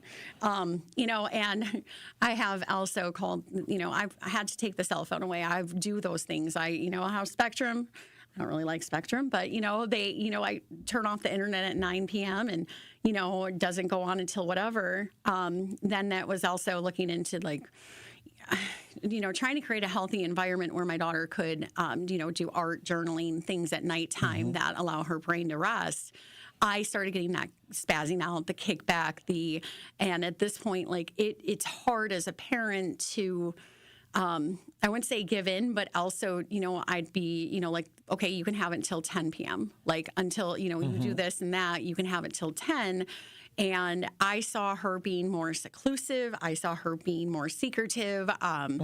the people that she was talking to, creating secret accounts. Ultimately, I keep all my information, my personal stuff locked away and stuff. But like a lot of children have access to adult information and are creating accounts in, so many different apps too. Yeah, they can delete them. So the parents, and then as soon as the parents check the phone, they're deleted, but then they'll bring them back. Right. In Life 360, you can just turn off the location. Right. My concern with Snapchat and stuff and all that, like, all they have to do, they can turn on your location. People know where you are. Well, we got Brian on the lines. Brian. Hi, Brian. How you doing? How you doing? Love your show. I just wanted to give my 2 cents about what you're going through. And I don't know whether or not this is relevant or not, but is her biological father around anywhere? So my daughter is actually from when I was human trafficked. My daughter is, in 2009, I experienced something that I didn't know what it was exactly when it had happened. And so my daughter is from my own personal assault in my human trafficking that I had been through. There has been positive male father figures in her life, but, I guess you could say it's a daddy issue for a daddy issue. She swapped one for the other. I'll make a joke of that all day. Like, I'm very open with my past, and I've been very open about it with her. After, she started having these behaviors as a parent, I wanted to keep her from that. I had to deal with my own trauma, my own shame that I used to live in. And so, no, there's not, I have a boyfriend, and he's absolutely fantastic. He is a great male role model, but also at this point, a healthy Christian lifestyle and people that are doing the things that, they're supposed to be doing, that does not appease to her. What is your advice? Right. My advice is to just let her grow up. You said she's 16 now, right? Mm-hmm. Until she's 18, this is just normal life. I mean, I know people make jokes about life be lifing, but this young lady is smart enough that she's going to get it when she turns around 18. If you're telling me that she glorifies traumatic movies and whatever, and loves to talk with people on social media, knowing that it's dangerous, she may be smarter than what we're giving her credit for. Oh, she is. And we may be panicking before we really need to panic, because a child that's not smart enough, the way she runs away, and she's not, and she's still alive in this day and time, she may be smarter than what we're giving her credit for. I would say de-stress yourself and just let that child grow up till she's 18. Mm-hmm. Do the normal things, but just don't go over the top where you causing yourself physical and mental harm. Because I think this girl is strong enough and smart enough to be able to deal with whatever it is she's dealing with. I wouldn't cry wolf anymore. I just let her progress to 18. And if you get a little indifferent to her, I guarantee you she'll stop running away. She's only doing this for the attention because of her personal trauma, her physical trauma that she's gone through, based on what you just explained to me. All right. Thank you, Brian. I hear what you're saying. I think some things you say are valid, and then I have to disagree with some other things. Having been through trauma myself and everything, as a mom, you want to help your child not go through the same things. Well, I'll say this. This has been a great hour on radio to talk about something as deep and personal as what's going on with your daughter running away, consistently running away, and all of the issues that you're dealing with her. And you're not the only one. I've dealt with so many families over the years that have had this exact same situation, and I had to go and find them in Illinois and all over Wisconsin. I went to search, and many times when we get them home, it's back to ground zero. It's back to square one, and the pattern repeats itself. And many times we have to find out, after having many situations, what would we want to have in the space that give us more control over the situation as parents. So I appreciate you, Kaylin, for everything that you're trying to do right now, telling your story and being transparent right here on Truth Radio. And once again, we got work to do. We got a lot of work to do, and I'm looking forward to seeing what we can do. You know what they say, the truth will set you free. All right, Kaylin Sunday from Pewaukee in studio. I'm going to bring you back once we start making progress, and maybe we'll have the daughter in the studio soon. You know, we can just do that power of persuasion and, plant a seed, and that's all it takes, Right. you know? I mean, I know that I used to not speak about things, so I hope that someday she can talk about hers. All right, look, when we come back, Truth Nation, we'll have more conversations. Stay locked in. He's the voice for the people and the community's connection to change. Regroup, rethink, and reshape, and get on the front lines. It's only to your benefit. I always tell people, you helping the overall ideal of a better community, it actually helps you out. It helps you out. It helps your family out. It's time. Do not bring that reactionary attitude into the new year. This is the best time to start fresh. This is the plot. They plot this out, and it's been going on for years. This is normal. This is the way it is. This is where we are right now. It's all buddy-buddy. And if you're not a part of the friend situation, you're not getting in. They don't want nobody getting in and seeing where the messy. That's why I'll never get in. Because they know I'm not going to play around about my community. They know I'm not going to sit in no meetings and see y'all shucking and jiving and sniggling and giggling and not say nothing about it. I'm going to tell you to shut up. The Tory Lowe Show, weekdays from 1 to 4 p.m. Live on YouTube and right here on 101.7 The Truth. We asked parents who adopted teens to share their journey. There are many times I thought, I can't do this. I mean, what parent isn't worried about? What am I not doing right? What am I not doing enough? And then I realized, wait, that's being a parent. Don't worry about being perfect. I've had around 3 other mother figures in my life, but only one of them has taught me how a mother loves. The greatest reward for me is he makes me better every day.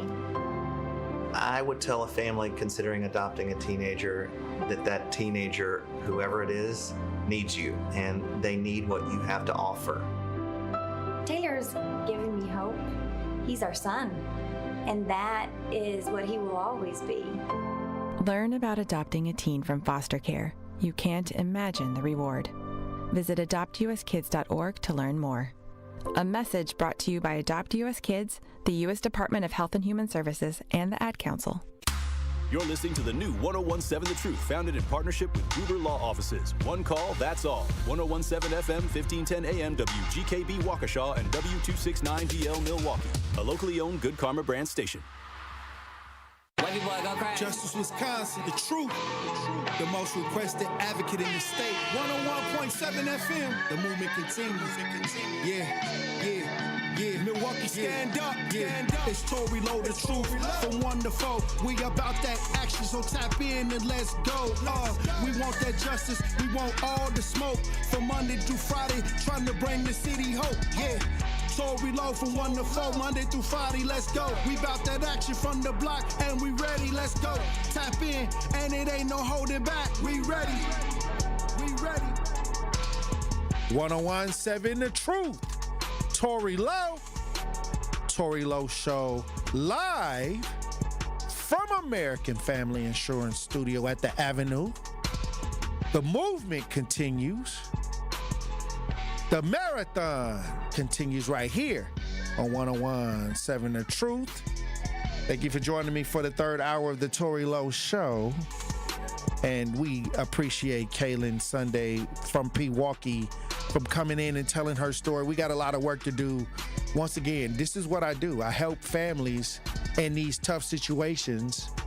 And many times, you know, I get to bring some of that conversation that I have on the air so we can hear what's really going on. And this is why I appreciate the work people do when it comes to tragedy, when it comes to being a resource for the community, because I have to live and do that every day, you know, right here in the city of Milwaukee and across the state of Wisconsin.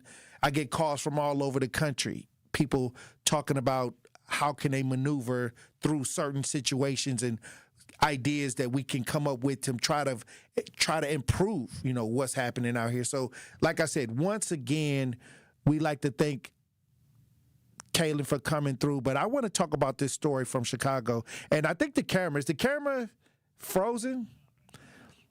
the camera's frozen as we broadcast live. I guess it's glitching out. It got me looking the ugliest possible, the ugliest thing possible. I mean, oh my goodness! Like it got me positive self-talk. Got my Tory, face looking all crazy when they pause like that. I mean, but it's okay. Once again, we having some technical difficulties with the live broadcast. But I want to go into this story. This woman from Chicago, mother of 5, was shot while heading to church. This is crazy because now we just got finished talking about the church, and now some woman heading to church lost her life.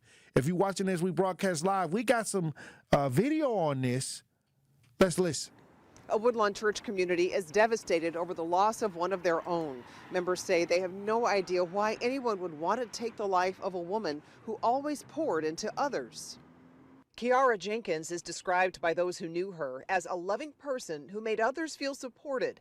The 36-year-old mother of 5 was devoted to her children and to her church. Jenkins was a lifelong member of Mount Bethlehem Missionary Baptist Church in Woodlawn, where she was a welcoming presence, always ready to help others. Now, the church community is at a loss, devastated by the news that Jenkins was murdered. Chicago police say it happened early Sunday morning around 4:30. Jenkins was found shot multiple times in the alley behind her home near 64th and Drexel. Church members say she was on her way to their 5 a.m. service, which she attended regularly. Word of Jenkins' murder was slowly spreading throughout the neighborhood. It's a tragic situation. Michael Adams says he and his family recently moved to the neighborhood a couple of doors down from Jenkins. He says he didn't know her by name, but that she was always friendly. She just seemed like a nice lady. She spoke, every time she saw us. And, she was just coming and going, I guess going to work or whatever.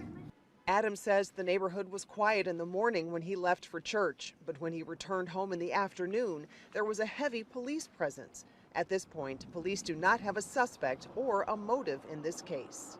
It was just chaos. They had everything wrapped up in tape and everywhere, front and back. Jenkins' 5 children range from a college freshman to a 10-year-old. The eldest child tells me right now the family is just trying to be there for each other and process what happened. I mean, the sad part about it is she was on her way to church. You think the safest place in the world is going to church, to have service. And many times, in today's times, people don't have a filter. People don't have any rules to the game. Now it's, okay, all right, I know her church schedule. I know she go to church on Sunday, so that's when we gonna strike. I remember a couple, about 6 or 7 years ago, where I had to deal with a situation off of 24th and Burleigh where somebody was actually had a shootout from the church. And then there was another situation where in the line that people form, we're living in some extremely wild times. Once again, my condolences go out to the mother of 5 that lost her life heading to church in Chicago. But we also have a situation where a pregnant woman is recovering after being attacked. Police are still looking for suspects, and this was all caught on a Ring camera. If you're watching this, we broadcast live. Once again, a pregnant mother was attacked and brutalized on the Ring camera. What is going on with the moms right now? I mean, why are people targeting these mothers? We got video if you're watching this, we broadcast live. Let's listen. I'm better today. Yesterday was a little bit better as well. That's the voice of Gianna Lacey, who was attacked as she left work on Thursday morning. She's in her 25th week of pregnancy. She's now out of the hospital and recovering. My baby's fine. He is fine. It happened on Windsor Drive as she was leaving at the end of her shift at an assisted living home. I don't know, it's definitely scary. The attack was captured on cameras surrounding the home. Video shows 2 people in front of the home making their way to the back of the property. As Gianna leaves out the front of the facility and heads toward her car, 2 people approached her. One of them is carrying a baseball bat. They had no remorse for me. Gianna spoke to me on the phone Monday as she was still waiting for an arrest. I also was focused on getting myself to the back of the house so that they could be visible on camera. She says one attacker was a woman she knows, and the other, a man who she may be able to identify. For me, I made sure I paid attention to him. I reached out to the Racine Police Department Monday. They said the Violent Crime Unit is investigating, and no arrests have been made. I had to change my locks just in case. I have cameras on my front and back door now. I don't want to leave the house. In the meantime, there has been a GoFundMe started for Gianna as she continues to recover. Wow. I don't know. It's hard. Yeah. You never think something like that will happen. Police told me they are hoping to provide. Wow. Now, you got one mother that's going to church that was shot, and now you got another pregnant mother in Racine that was jumped, and she was pregnant by what she allegedly a woman she knew, and a guy that she probably can possibly identify. I mean, who's that? I mean, people are losing their minds. I mean, that's why I say keep your head on the swivel. At least she had enough understanding that she had cameras in a certain spot to try to get these people on camera. But this is 2026, and we're seeing disturbing behavior. And I say this is why we have to make sure as a community that we have our head on a swivel, and we got to be aware of our surroundings. Thank God that she didn't lose her life in that situation in Racine. But we got Al on the lines. Al want to comment on the lady in Chicago that was shot at church, trying to head to church. How you doing, Al? I'm doing fine. I think the problem is sometimes you can't do too much for the community. Sometimes your help can kind of make them lazy. Sometimes the people in your community, you got to let them die out. Oh, wow. And let them rot out, because you can't save nobody who don't want to save themselves. So sometimes you got to let them kill themselves, because if you don't, they're going to come through your door, and then you're going to have to take their brains and paint the walls like Picasso if you pull that 410 judge out and shoot them in their face. And to all you single women, get you 2 pit bulls and a 410 judge. And if you see 3, shoot in the middle. And you don't give a goddamn if they was turning their life around. They should have been turning around when they came on your goddamn property. Or get you 2 pit bulls and let them loose on that ass and let them chew them up like beef jerky. 5 minutes will change their life. Keep in mind, you can't save everybody in the community. Sometimes you got to let them die out, or you going to have to move out that community, because that community might not be for you. You cannot suffer for somebody who don't want to save themselves so they can have their peace, and you got to live in fear. Either move out or buy you a gun. And when they come through that window, pop a cap in their ass and let their mama bury them. Have a good day. Bye-bye. Damn. All right. All right, look, when we come back, Truth Nation, we'll have more conversation. Stay locked in. More of the Tory Lowe Show is next on 1017 The Truth app, and 1017thetruth.com. Honest, direct, and always thought-provoking. Nice people get applause. Oh, that was a thoughtful thing to say. It's like when you ask somebody a question and the person repeats back to you, good question. They're being nice, but kindness earns respect. Being nice pleases people. Being kind improves them, and that difference, the one personal strength you should always have, character. Truth in the Afternoon with Dr. Ken Harris, weekdays from 4 to 6, live on YouTube and broadcasting on 1017 The Truth. The MPS City Conference basketball season is starting to heat up, and we are bringing you all the live hoops action right here on 1017 The Truth. Tonight, we have Ladies' Night as the Milwaukee School of Languages Hawks welcome in the Rufus King Lady Generals. Tip-off is set for 5:30 p.m. on the award-winning 1017 The Truth app, and 1017thetruth.com. City Conference basketball is sponsored by Milwaukee Public Schools, MPS Proud, and presented by Gruber Law Offices. Experience, knowledge, results. That's what really matters when you need help after a serious truck accident. You'll need a lawyer experienced in fighting and winning for people just like you. Gruber Law Offices has the resources, strong track record of success, and a team of experienced lawyers to take care of your needs. We've successfully helped people injured in big truck accidents for more than 35 years. Gruber Law Offices. One call, that's all.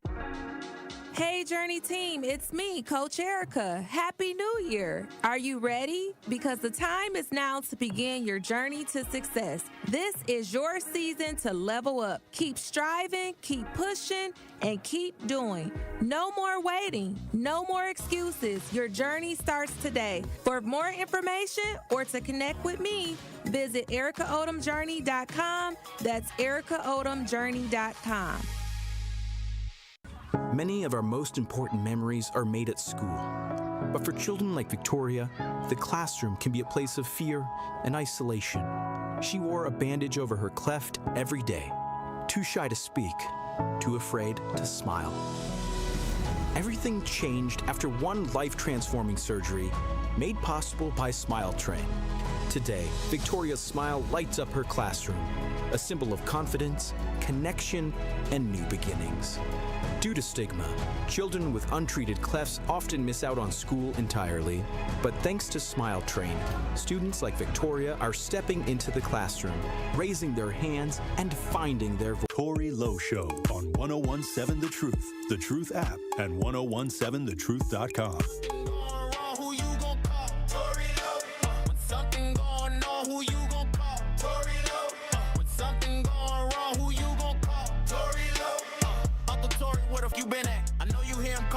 Tory, Lowe, it's a lot going on, you gotta get back. Who else gonna be the one to do, goddamn? Real life. 1017 The Truth, Tory Lowe Show. When something going on. It's a lot going on. It's another situation I saw that's involving a mother. Somebody tried to set an apartment building on fire, and the mother had to, come up with a strategy to get the baby out, where she had to, toss the baby out the window. But remember, I had a show a couple weeks ago telling people that they need to develop an exit plan.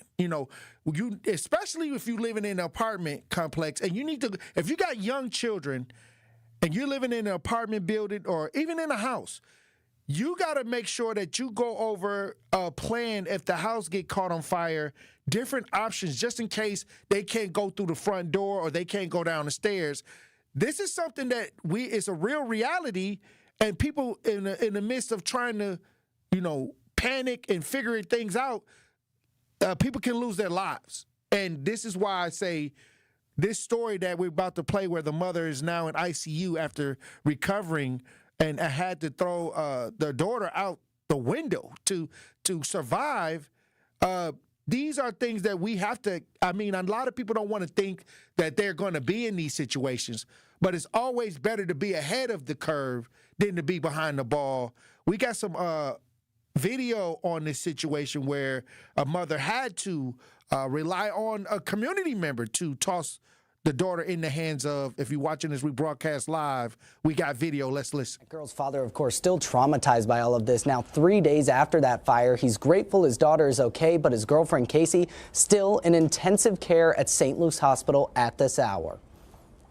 It's been rough, man. I'm trying to keep it together for my daughter. Luis Ramirez has spent the last 3 days processing what he says still doesn't feel real. I got a call at around 6 o'clock. I was at work. That call early Friday morning, the news that his apartment building off Loomis and Fardale had gone up in flames. His 9-year-old daughter, Nyla, and her mother, Casey, still inside. What's going through your mind when you have to hear something like that? Anxiety-stricken. I don't know what to think. Ramirez rushed to the apartment building fearing the worst, but not before his girlfriend Casey threw their daughter out of their second-story window to safety, a neighbor on the first floor catching her. I literally saved her, and she couldn't breathe. Her mom was like, please catch her. I literally catch her, like, boom. My heart, it could be my nephew, my nieces. I had to catch her. She couldn't breathe. He said he heard a scream in the middle of the night, and I don't know if that was God calling him or what. If it wasn't for him, I don't know what kind of other injuries she could have sustained. Nyla, since released from the hospital, suffering only a scratch on her leg and minor smoke inhalation, but Casey remains in the ICU under heavy sedation and on a breathing tube. Does it sound like the doctors are hopeful that she's going to make a recovery at this point? We are 50-50 right now. Milwaukee police announcing Monday the arrest of a 43-year-old man as the arson investigation continues. What would your message to that person be? Shame on you, first and foremost. God says forgive, so I gotta forgive, but it's gonna be a process. Hey, look, when you're living in an apartment building, it's more of chances where a fire may take place. And in this case, this was an arson where somebody, whatever the reason, they set they're under investigation for setting the building on fire.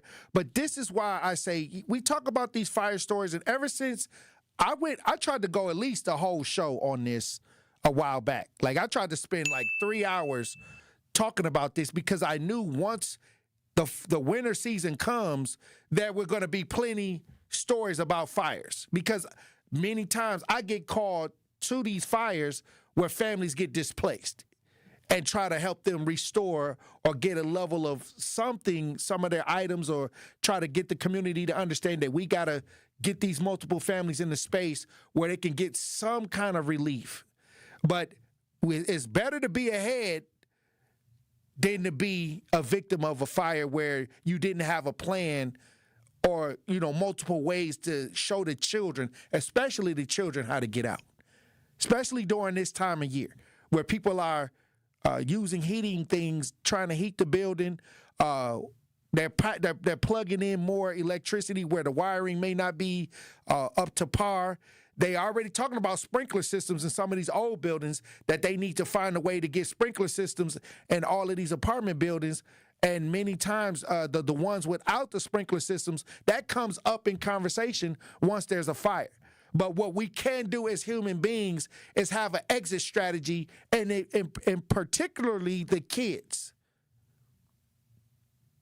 That's what I'm trying to let the kids know how to get out or what they should do if there's a fire. That's the main point. We got Brother Love on the lines. How you doing, Brother Love? Hey, greetings, Brother Tory. How are you, man? Blessings, Brother Love. Yes, Tory. Tory, man. Tory, it's hard for me to extrapolate my feelings of the great interview.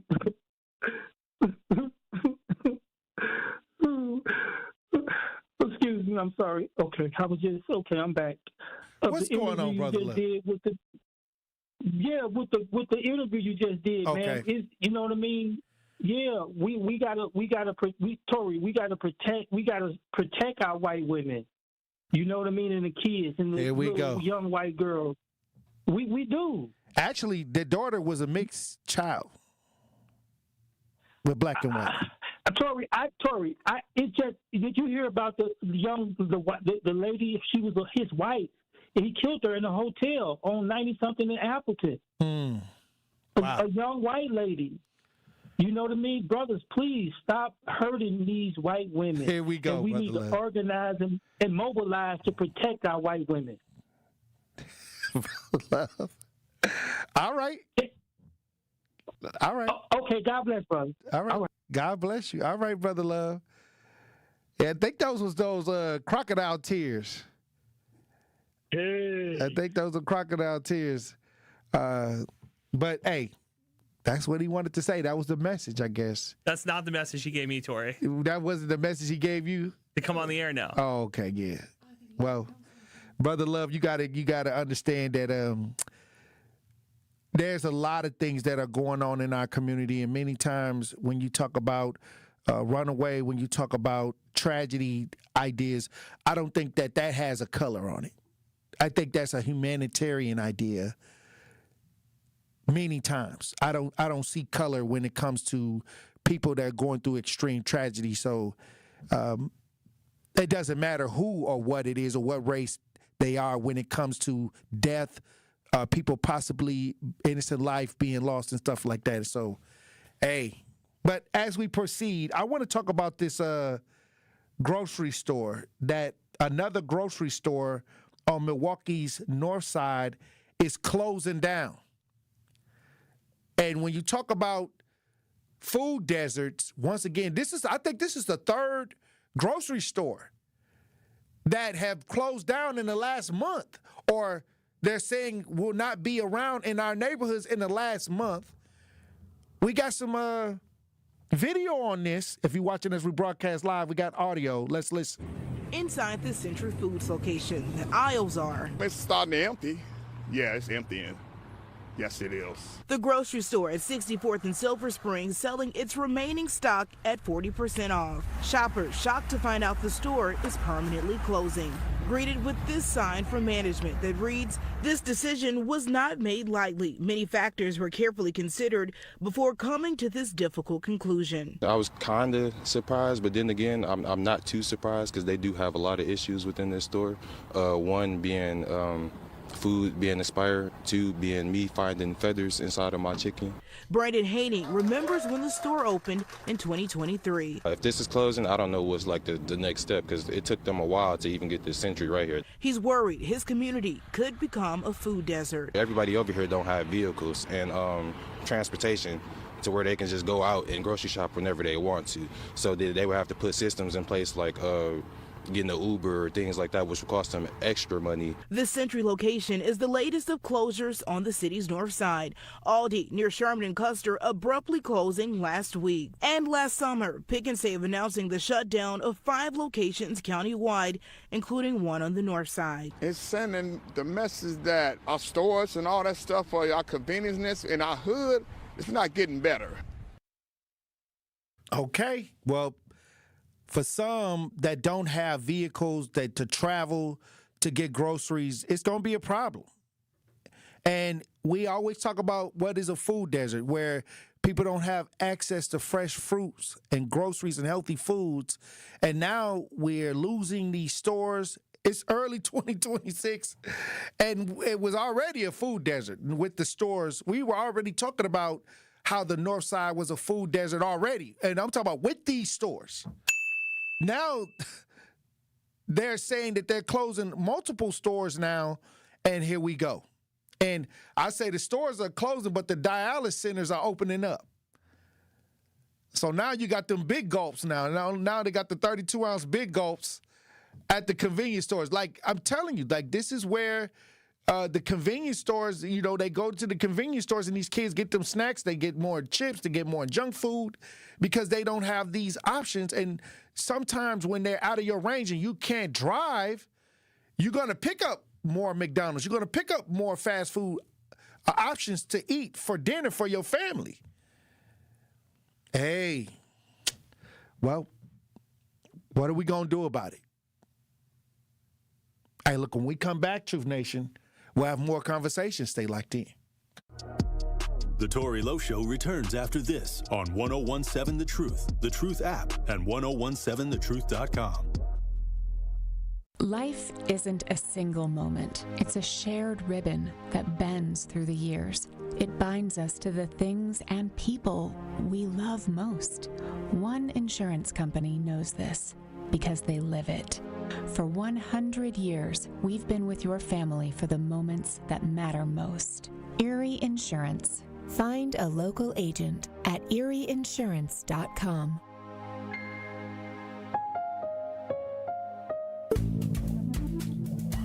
Good Karma Brands is proud to be an equal opportunity employer, providing equal employment, development, and advancement opportunities to all teammates and applicants.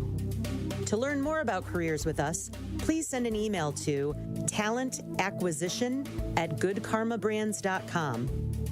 That's talentacquisition@goodkarmabrands.com. Truth Nation, it's time once again to celebrate excellence, passion, and the power of community at the 2nd Annual Truth Community Awards, happening Friday, February 20th at Venue 3 inside the 3rd Street Market Hall in downtown Milwaukee. This award show will honor the unsung heroes who show up, give back, and make a positive impact in our community every single day. We are rolling out the red carpet and showing love to those who truly deserve it. Buy your tickets now by visiting 1017thetruthAwards.com. Tickets are just $20, which includes free food and exclusive Truth giveaways. Join the 1017 The Truth team for an unforgettable night of entertainment, inspiration, and community pride at the 2nd Annual Truth Community Awards on Friday, February 20th at Venue 3 in Milwaukee. The Truth Community Awards are sponsored by Gruber Law Offices, Steinhoffels, Milwaukee College Prep, Cousins Subs, Venue 3 at the 3rd Street Market Hall, and the Milwaukee Bucks. People don't realize that glaucoma is one of the leading causes of blindness. Because there are often no early symptoms, nearly half of those with glaucoma may not even know they have it until vision loss has occurred. I was diagnosed with normal tension glaucoma in July of 2020. And what we found out at that point was I had already lost 40% of my sight. And you think it only affects people that are, 75 or older, retired, grandparents, and that's not the reality of it. I didn't think at all glaucoma was going to affect me because I didn't know of anyone that had glaucoma, no one in my family. When you have glaucoma, you can't get back that sight that you lost. And so early detection and treatment is vitally, vitally important.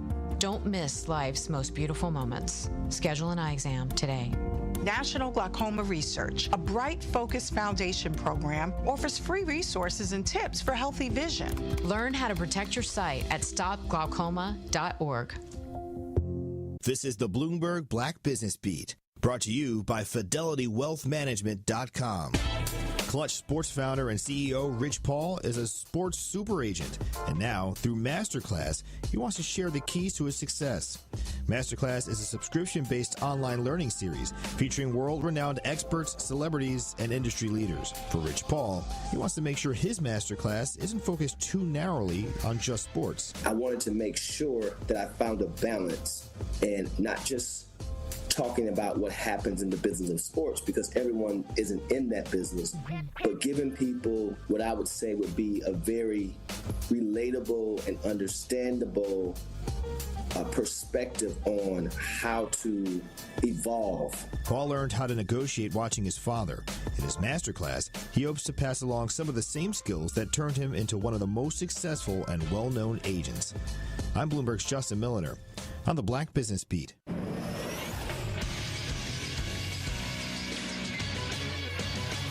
This Associated Bank Sports Center update on 1017 The Truth is powered by ESPN Milwaukee. I'm Andrew Zimmel. The Miami Dolphins hired Green Bay Packers defensive coordinator Jeff Hafley as their next head coach. It was announced Monday night. Hafley spent 2 seasons as the Packers defensive coordinator, during which time Green Bay ranked 9th in yards allowed per game, 6th in yards per game, and 8th in points allowed per game. The Milwaukee Bucks won 112-110 over the Atlanta Hawks on MLK Day. The Bucks snapped a 3-game losing streak. Head coach Doc Rivers after the win. No, we haven't had any consistency to say that anything's long-term. And until we get that, we're going to be what we are. And it took overtime, but the Marquette Golden Eagles were able to hang on to a 105-104 win over Providence on Monday. Steve the Homer True on the call. Marquette wins in overtime, the highest scoring Big East game in Marquette history. This True Sports Update was brought to you by Associated Bank, proudly supporting your hometown teams, member FDIC. This is the Tory Lowe Show on 1017 The Truth app, and 1017thetruth.com. Tory Lowe about that action, man said. Tory Lowe about that action. Tory Lowe about that action. Tory Lowe about that action. Tory Lowe about that action. If you win Milwaukee. 1017 The Truth. Tory Lowe Show. Joining me live on the V-Mix, the advocate, the author, the lovely Elizabeth Brown joining the show. How you doing, Queen? Hey, salute, King. Happy Tuesday. All is well. Hey, look, we had a mother from Pewaukee come into the show. Once again, her daughter, a chronic runaway. And many times when we talk about runaways and the association with human trafficking, a lot of people don't understand how vulnerable these young girls are being coached to get out here and run away multiple times. Then nobody pays attention. Next thing you know, absolutely, they're open for whatever the human trafficking world has to offer after that. Absolutely. Girls and boys. Right. But it's specifically girls because we know, they can disappear off the grid because these perverts will take them in, groom them. Again, give them a strategy on how to go back home, run away and go back home to be considered a chronic runaway. Therefore, the police not coming. Me and you have done several cases where that has taken place. And again, that opens the door to the worst thing you can ever imagine happening to that child and that family. And as a community, again, we can't stand for it. I think, we were just talking about last week about, where this money is going for these drones that's going to show up before the police. And I really feel like, being that we've been talking about, how there is a system of a strategy rather to get these missing children to be considered chronic runaways, that our dollars should be put towards some type of program for individuals who are still going to be boots on the ground, especially now that we know Milwaukee is been a hub, right? And that it has a lot to do with the fact that everybody know that there's a strategy to get these children who have already been brainwashed, whether it be via Instagram, whether it be Snapchat. Again, how many times have we sat with family members whose children were right next to them and being groomed by these individuals, where grown men are pulling up to their house to get their child, and then they disappear. And again, the police, as much hell as we had to raise, when calling the police due to the fact that they're considered runaways. But now that we know that there's a ploy, that there's a strategy, we need to make adjustments, that there should be some type of task force, right, knowing what's taking place. Because again, the pedophiles, the predators know the strategy. Right. And in that strategy, meaning that there is nobody that's going to look for them, nobody that cares enough outside of Tory, Lowe, Liz Brown, and other boots on the ground individuals who know that we have to get right on it. And usually when it's in your lap, it's the Hail Mary. And we still get it done. And it still gets done because it's about, again, the energy. When we put our attention to it, it usually gets taken care of. So again, we have to make sure that there's strategies put in place to play against the strategies that the pedophiles and the predators are putting in play, because we understand exactly what's going on. There's plenty results thanks to you and the strategies that we have used in the past that we know is capable of getting it done. But at the same time, like I said, when you have individuals that prey on children having their own strategy, and we haven't made any adjustments to our strategy outside of considering them runaways, which means a smorgasbord for the predators. Right. And they said human trafficking was up and rape. Of course. And then when we're looking, not only that, we have to mix in CPS with that, the group home ideas as well, who are feeding on our children or setting them up to this sickness that we know been going on in the city of Milwaukee for a long time. Hey, but like I said, salute to Kaylin for bringing that story, because a lot of mothers won't talk about the story. Because once I get the child back, many times they don't talk about the aftermath of having that child back at home, because that was not the same child that left out. They came back. They don't come back the same. Absolutely it's a not. Different child, and it could be a situation where it's a life and death situation. Because I remember I helped a mother get her child back, and she said she woke up a couple of days later, and the daughter was trying to suffocate her with a pillow. Absolutely, because again, people don't understand the trauma. When your innocence is gone, there's no going back to be that kid. You know what I'm saying? And the programming that takes place Not only that, the programming that's been taking play even before they came and got your child. Mm-hmm. You don't know how many hours they done spent on Snapchat, Instagram, Facebook. You don't know what's been taking place. And then when they get outside of your presence, again, we know the goal is to violate. Mm-hmm. That's the whole goal. Right. And there's not enough stories talking about what happens when your child has been programmed by an adult. They can't come home and act like the child they was because they're no longer that. They've been put in a whole nother stratosphere. Mm-hmm. Yep. And we have no programs to help with that. You know, I talk about all of the things that go on in these situations. Hopefully, the community can hear what's happening from the families, not from somebody that, you know, is talking about they got this program. No, listen to what the families are saying, how they're going to these programs, how they're not working. You don't think that these parents want to get something that works and want to go and have a resolve? And then many times when I get involved, like you said, it is the Hail Mary because all of the regular resources have been exhausted. Again, and how many resources is there? We already seen what the police gonna do. Right. You understand what I'm saying? Like, we done seen it too many times that it's a fact, okay? That if we don't get up as the advocates and the family don't care enough to get boots on the ground, because the hell that we had to fight for the last little girl for the police to even come out. We stood there on live. Right. How many hours? From daylight to dark. Right.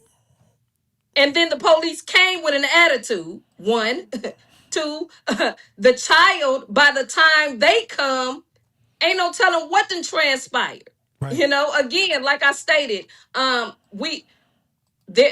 predators have made their adjustments and we have not. Again, when we talk about resources, again, it's been over a decade and a half. Me and you been boots on the ground now over a decade. And you even before that. So again, those resources, or quote unquote ghost resources, that claims to be out here, okay, that never, again, when you ask them about the results that they have, they're 0 to none, okay? And at the end of the day, these same family members. If you ask the families, they telling it. Like I always let the families explain their experiences, and they speak quite well on what their experiences were and who did what. Because ain't none. Right. Nothing. Absolutely nothing. 0. Nada. Okay? Like, there is no, again, we've had several people come on the Tory Lowe show, like the mother who was in crisis about her son because she's saying he's going to hurt somebody. I tried to get him, put in DT. They don't want to do that. Okay? There is no resources to be proactive with your children. There is no resources for after your child has been violated. To a point of the family is stuck. So what are we doing as a community? Again, there's nothing to be proactive. The reactionary part of it is call the police and now they finna send you a drone. Well, now they said they was gonna send a drone. It's a pilot program, right? Hey, King, you know what I'm saying? I'm still want to do the drone got the pew pew on it. Like, because it might have to handle business right there. Again, civic engagement was not had. They decided to do this on their own. Again, it's our tax dollars. Mm-hmm. They telling us what they doing. They didn't get our opinions. They didn't ask if we wanted to do this. You understand what I'm saying? Like, who's in control here? Clearly not the people. And it's cold now. You think you got a drone flying out in this weather? I mean, what if it malfunctions and fall on somebody's head? Like, I don't know. My thing is, if I'm being attacked in my house, can the drone see body heat or something in the house? I mean, I'm trying to figure out again. We have more questions than answers as the taxpayers who's paying for this, okay? Not the same taxpayers who's paying for the body cam footage that got to turn around and sue to even get it. Matter of fact, we still haven't seen Joel Acevedo's. Not the unredacted version. That part. So, I Hey. mean, again, what we doing? It's 2026. Hey, look, when we come back, Elizabeth Brown, I want to get your final thoughts on today's show. Truth Nation, stay locked in. More of the Tory Lowe Show is next on 1017 The Truth app, and 1017thetruth.com. We have matinee basketball on The Truth. Tune in this Sunday as the Milwaukee Panthers head to Indiana to take on the Purdue Fort Wayne Mastodons. 5 on the shot clock. Dorsey is still with it, left of the lane. Now backs it out, turns, shoots, and hits. Inside, Franklin goes up and dunks again. Scott Warris has the coverage Sunday starting at 12:30 p.m. on 1017 The Truth and the Milwaukee Panthers Sports Network from Learfield. Tip-off happens at 1 o'clock. Every child deserves a school that sees their brilliance. At Milwaukee College Prep, they believe in high expectations, strong character, and academic excellence starting as early as age of 3. MCP scholars continue to outperform their peers across Milwaukee. And the best part about it all, Milwaukee College Prep is tuition free. If you're looking for a school that partners with you, challenges your child, and prepares them for college and beyond, Milwaukee College Prep is the place. Visit MilwaukeeCollegePrep.com to learn more. That's MilwaukeeCollegePrep.com. Life's better with Drive My Way from American Family Insurance because we know it's more than just a car. It's your escape pod, your adventure mobile, your memory maker. And we help protect the dreams that drive you. Personalize what you pay for auto insurance and you could save between 10 and 35%. American Family Insurance. Get a quote and find an agent at amfam.com. Products, pricing, and availability vary based on the way you purchase insurance and by state. Unsafe driving behaviors may increase your rate. American Family Mutual Insurance Company, SI, and its operating companies, 6000 American Parkway, Madison, Wisconsin. You served behind the desk. You served in combat. You did 4 years and got out. You were drafted. You gave 20 years. You gave exactly what your country needed. And so did you. When you raised your hand and swore an oath to your country, when you put your name on a dotted line, you became part of only 1% of Americans who did the same. You are a veteran. You are a veteran. You are a veteran. Because no matter when, where, or how you served, you made a sacrifice for your country, and you deserve support. If you're struggling with life after service, don't wait. Reach out. Reach out to a loved one, to a fellow veteran, to VA. Find resources at va.gov/reach. Brought to you by the United States Department of Veterans Affairs and the Ad Council. Prizes, exclusive experiences, even cash money. You want it? We've got it. Find a list of all contests and official rules by visiting truthcontests.com. That's truthcontests.com. When you're high, you feel different. Pretty obvious, right? You think different, talk different, but if you feel different, you drive different. So if you're high, just don't drive. Brought to you by NHTSA and the Ad Council. This is the Tory Lowe Show on 1017 The Truth app, and 1017thetruth.com.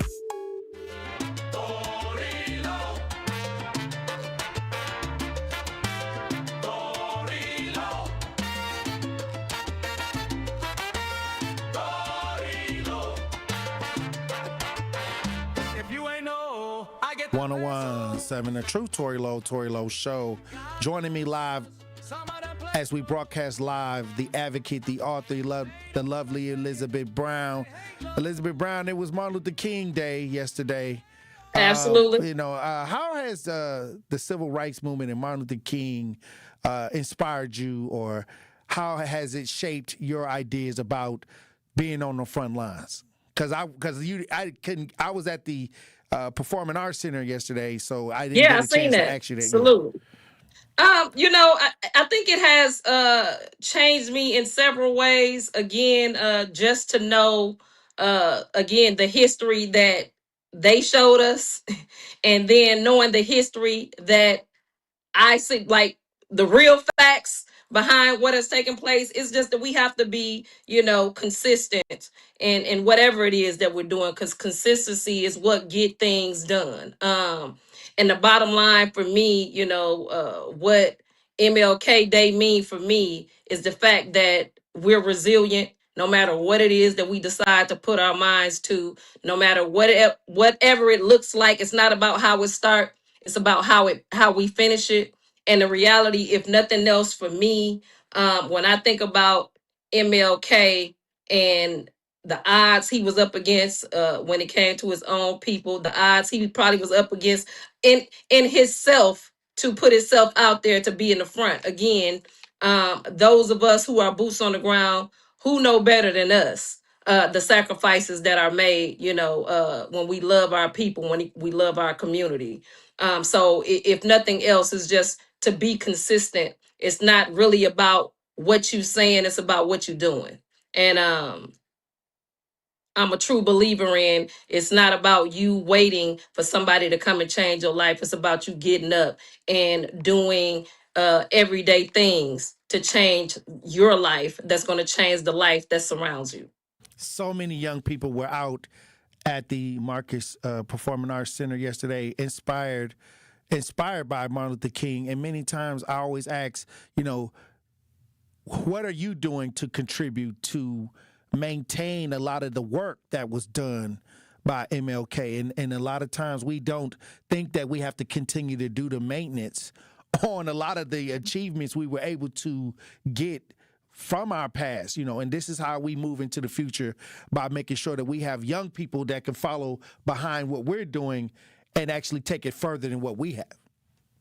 Absolutely. I think that's the whole goal, is to have, make it where they can stand on our shoulders and right the wrongs again where we drop the ball. I tell my daughter all the time to take out what it is that she thinks work and use that, and if it don't apply, let it fly. To build upon what it is that we're doing for the next 10 generations. I think it's powerful that our children realize that no matter how great we are as individuals, there were some wrong steps that was made.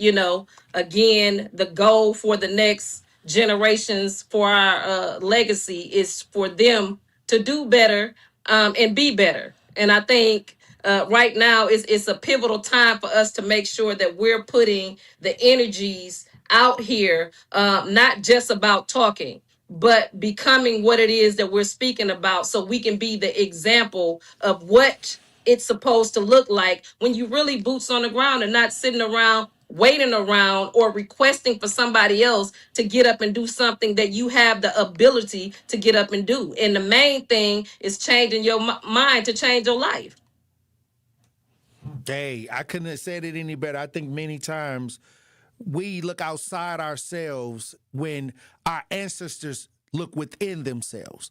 And I think that's the biggest change. Now we're looking for somebody to come and make changes. And back in the day, they got together and made change. Absolutely. I think right now, it's time to, because it ain't about what you're saying, it's about what you're doing. Okay? Because again, we have learned one thing for sure and two for certain, that we have to check what's inside our houses. And right now, the biggest change coats that we have in our community is the black politician and the black preacher. You know what I'm saying? So once we start to check what it is that we know is a cancer to our community, where we can get together and start building, rebuilding, healing and rebuilding, righting the wrongs of the past, and making sure that we don't have individuals amongst us that is going against us. Because one thing for sure and two for certain, if we don't fund these people, whoever funding them, again, makes them an employee, not a representation. And in this season, we have to understand who they're repping for, or are they employees of whoever funding them. So with that being said, King, I think, again, it's a beautiful time. It's 2026, and it's about to be an epic year. And I'm just glad that I'm here for it. You know what I'm saying? Like, it's change is happening. is what I'm gonna say. And I just look to our children because everybody is in a transition phase. I just say sometimes we have to take a step backwards to understand exactly what's taking place and know that a step backwards don't mean that you're losing. A step backwards mean that it's a part of the rhythm of the dance that you're supposed to be dancing by being current right now. So well, I'm here for it, King. Speaking of the inspiration of Martin Luther King, we also have the Truth Community Awards coming up, the second annual Truth Community Awards coming up February 20th, hosted by Homer, Blow, and Bailey Coleman, celebrating individuals making a difference in our community. So this is where we can say, okay, salute to all of the brothers and sisters on the front lines. Last year was epic at Potawatomi. This year we're going to be in the 3rd Street Market Hall, Venue 3. And tickets are on sale now. Visit 1017thetruth.awards.com to get tickets to learn more. Once again, that's 1017thetruth.awards.com to learn more. And what is inspiring to me is that the young people, they're starting to get it. They're starting to say, okay, you know what? I'm going to take my turn. I'm going to learn how to be a pillar. Absolutely. And many times over the last couple decades, a lot of the young people kind of got off balance or off track, no matter how that took place. But now I'm seeing a reset of people saying, nah, you know, we've seen a lot of the extra that was going on among our peers, and we're here to make sure that we stand on the shoulders of our ancestors. So to me, that brought a tear to my eye to see that the young people are saying, we're not going to be influenced by the negativity. We're going to be what's positive, and that's power. Absolutely. And salute to them. You know, I say in biblically, they say a child shall lead them. My daughter is what put me on. She had me questioning things because, again, if you really sit down and look at it, a lot of it don't make sense. The story was told to us backwards on purpose. Okay. And right now, I'm a true believer in that we're turning what was once upside down, right side up. And I'm here for it. Hey, look, I'll say this. I was the black sheep in my family because I'm the one that really broke a lot of the generational curses. So the thing is, it was one of those things where I kind of understood that the next generation, we have to have a base for them to spring from, because many of us came up and didn't have a solid understanding of where to go. And many times that kind of leave you wide open. And I think it's time for us to be really, what you say, specific on how we want to run our communities and leave no chance for foolery to take place. We got to make sure that we eliminate the foolishness and get people back on track. Hey, I couldn't have said it better. Period, King. That part. So I'm here for it. Let's get it. 2026 is about to be epic. Thank you for doing all that you do. And like I said, if nothing else, I love you. And let's make it happen. Let's make it do what it do. Hey, look, I appreciate you for being on the front lines. And this is going to be a long 2026, I'm going to tell you right now, because we starting off the top. We got to get right in their face, making sure that they know that the presence of change is here. And I appreciate you for all that you're doing. And like I said, we got a lot of work to do, Queen. Hey, I was built for it. Let's get it. One love. All right. Talk to you soon. All right, Truth Nation. All right, everybody in the chat. I see y'all in the chat. Another powerful chat today. If y'all have not joined the chat, you got to see what's in the chat. Many times I appreciate the chat conversations. It keeps me inspired. Hey, look, salute to everybody that called into the show today. Salute to Kaylin Sunday for coming through from Pewaukee. We're going to hear back from her again. We got a couple things I want to work with her on as far as missing and runaways. And we're going to get to work as usual. Hey, look, keep your head on the swivel. Green don't always mean go, and look both ways before you cross the streets. I love you. Dr. Ken Harris up next. Come in with straight truth. If you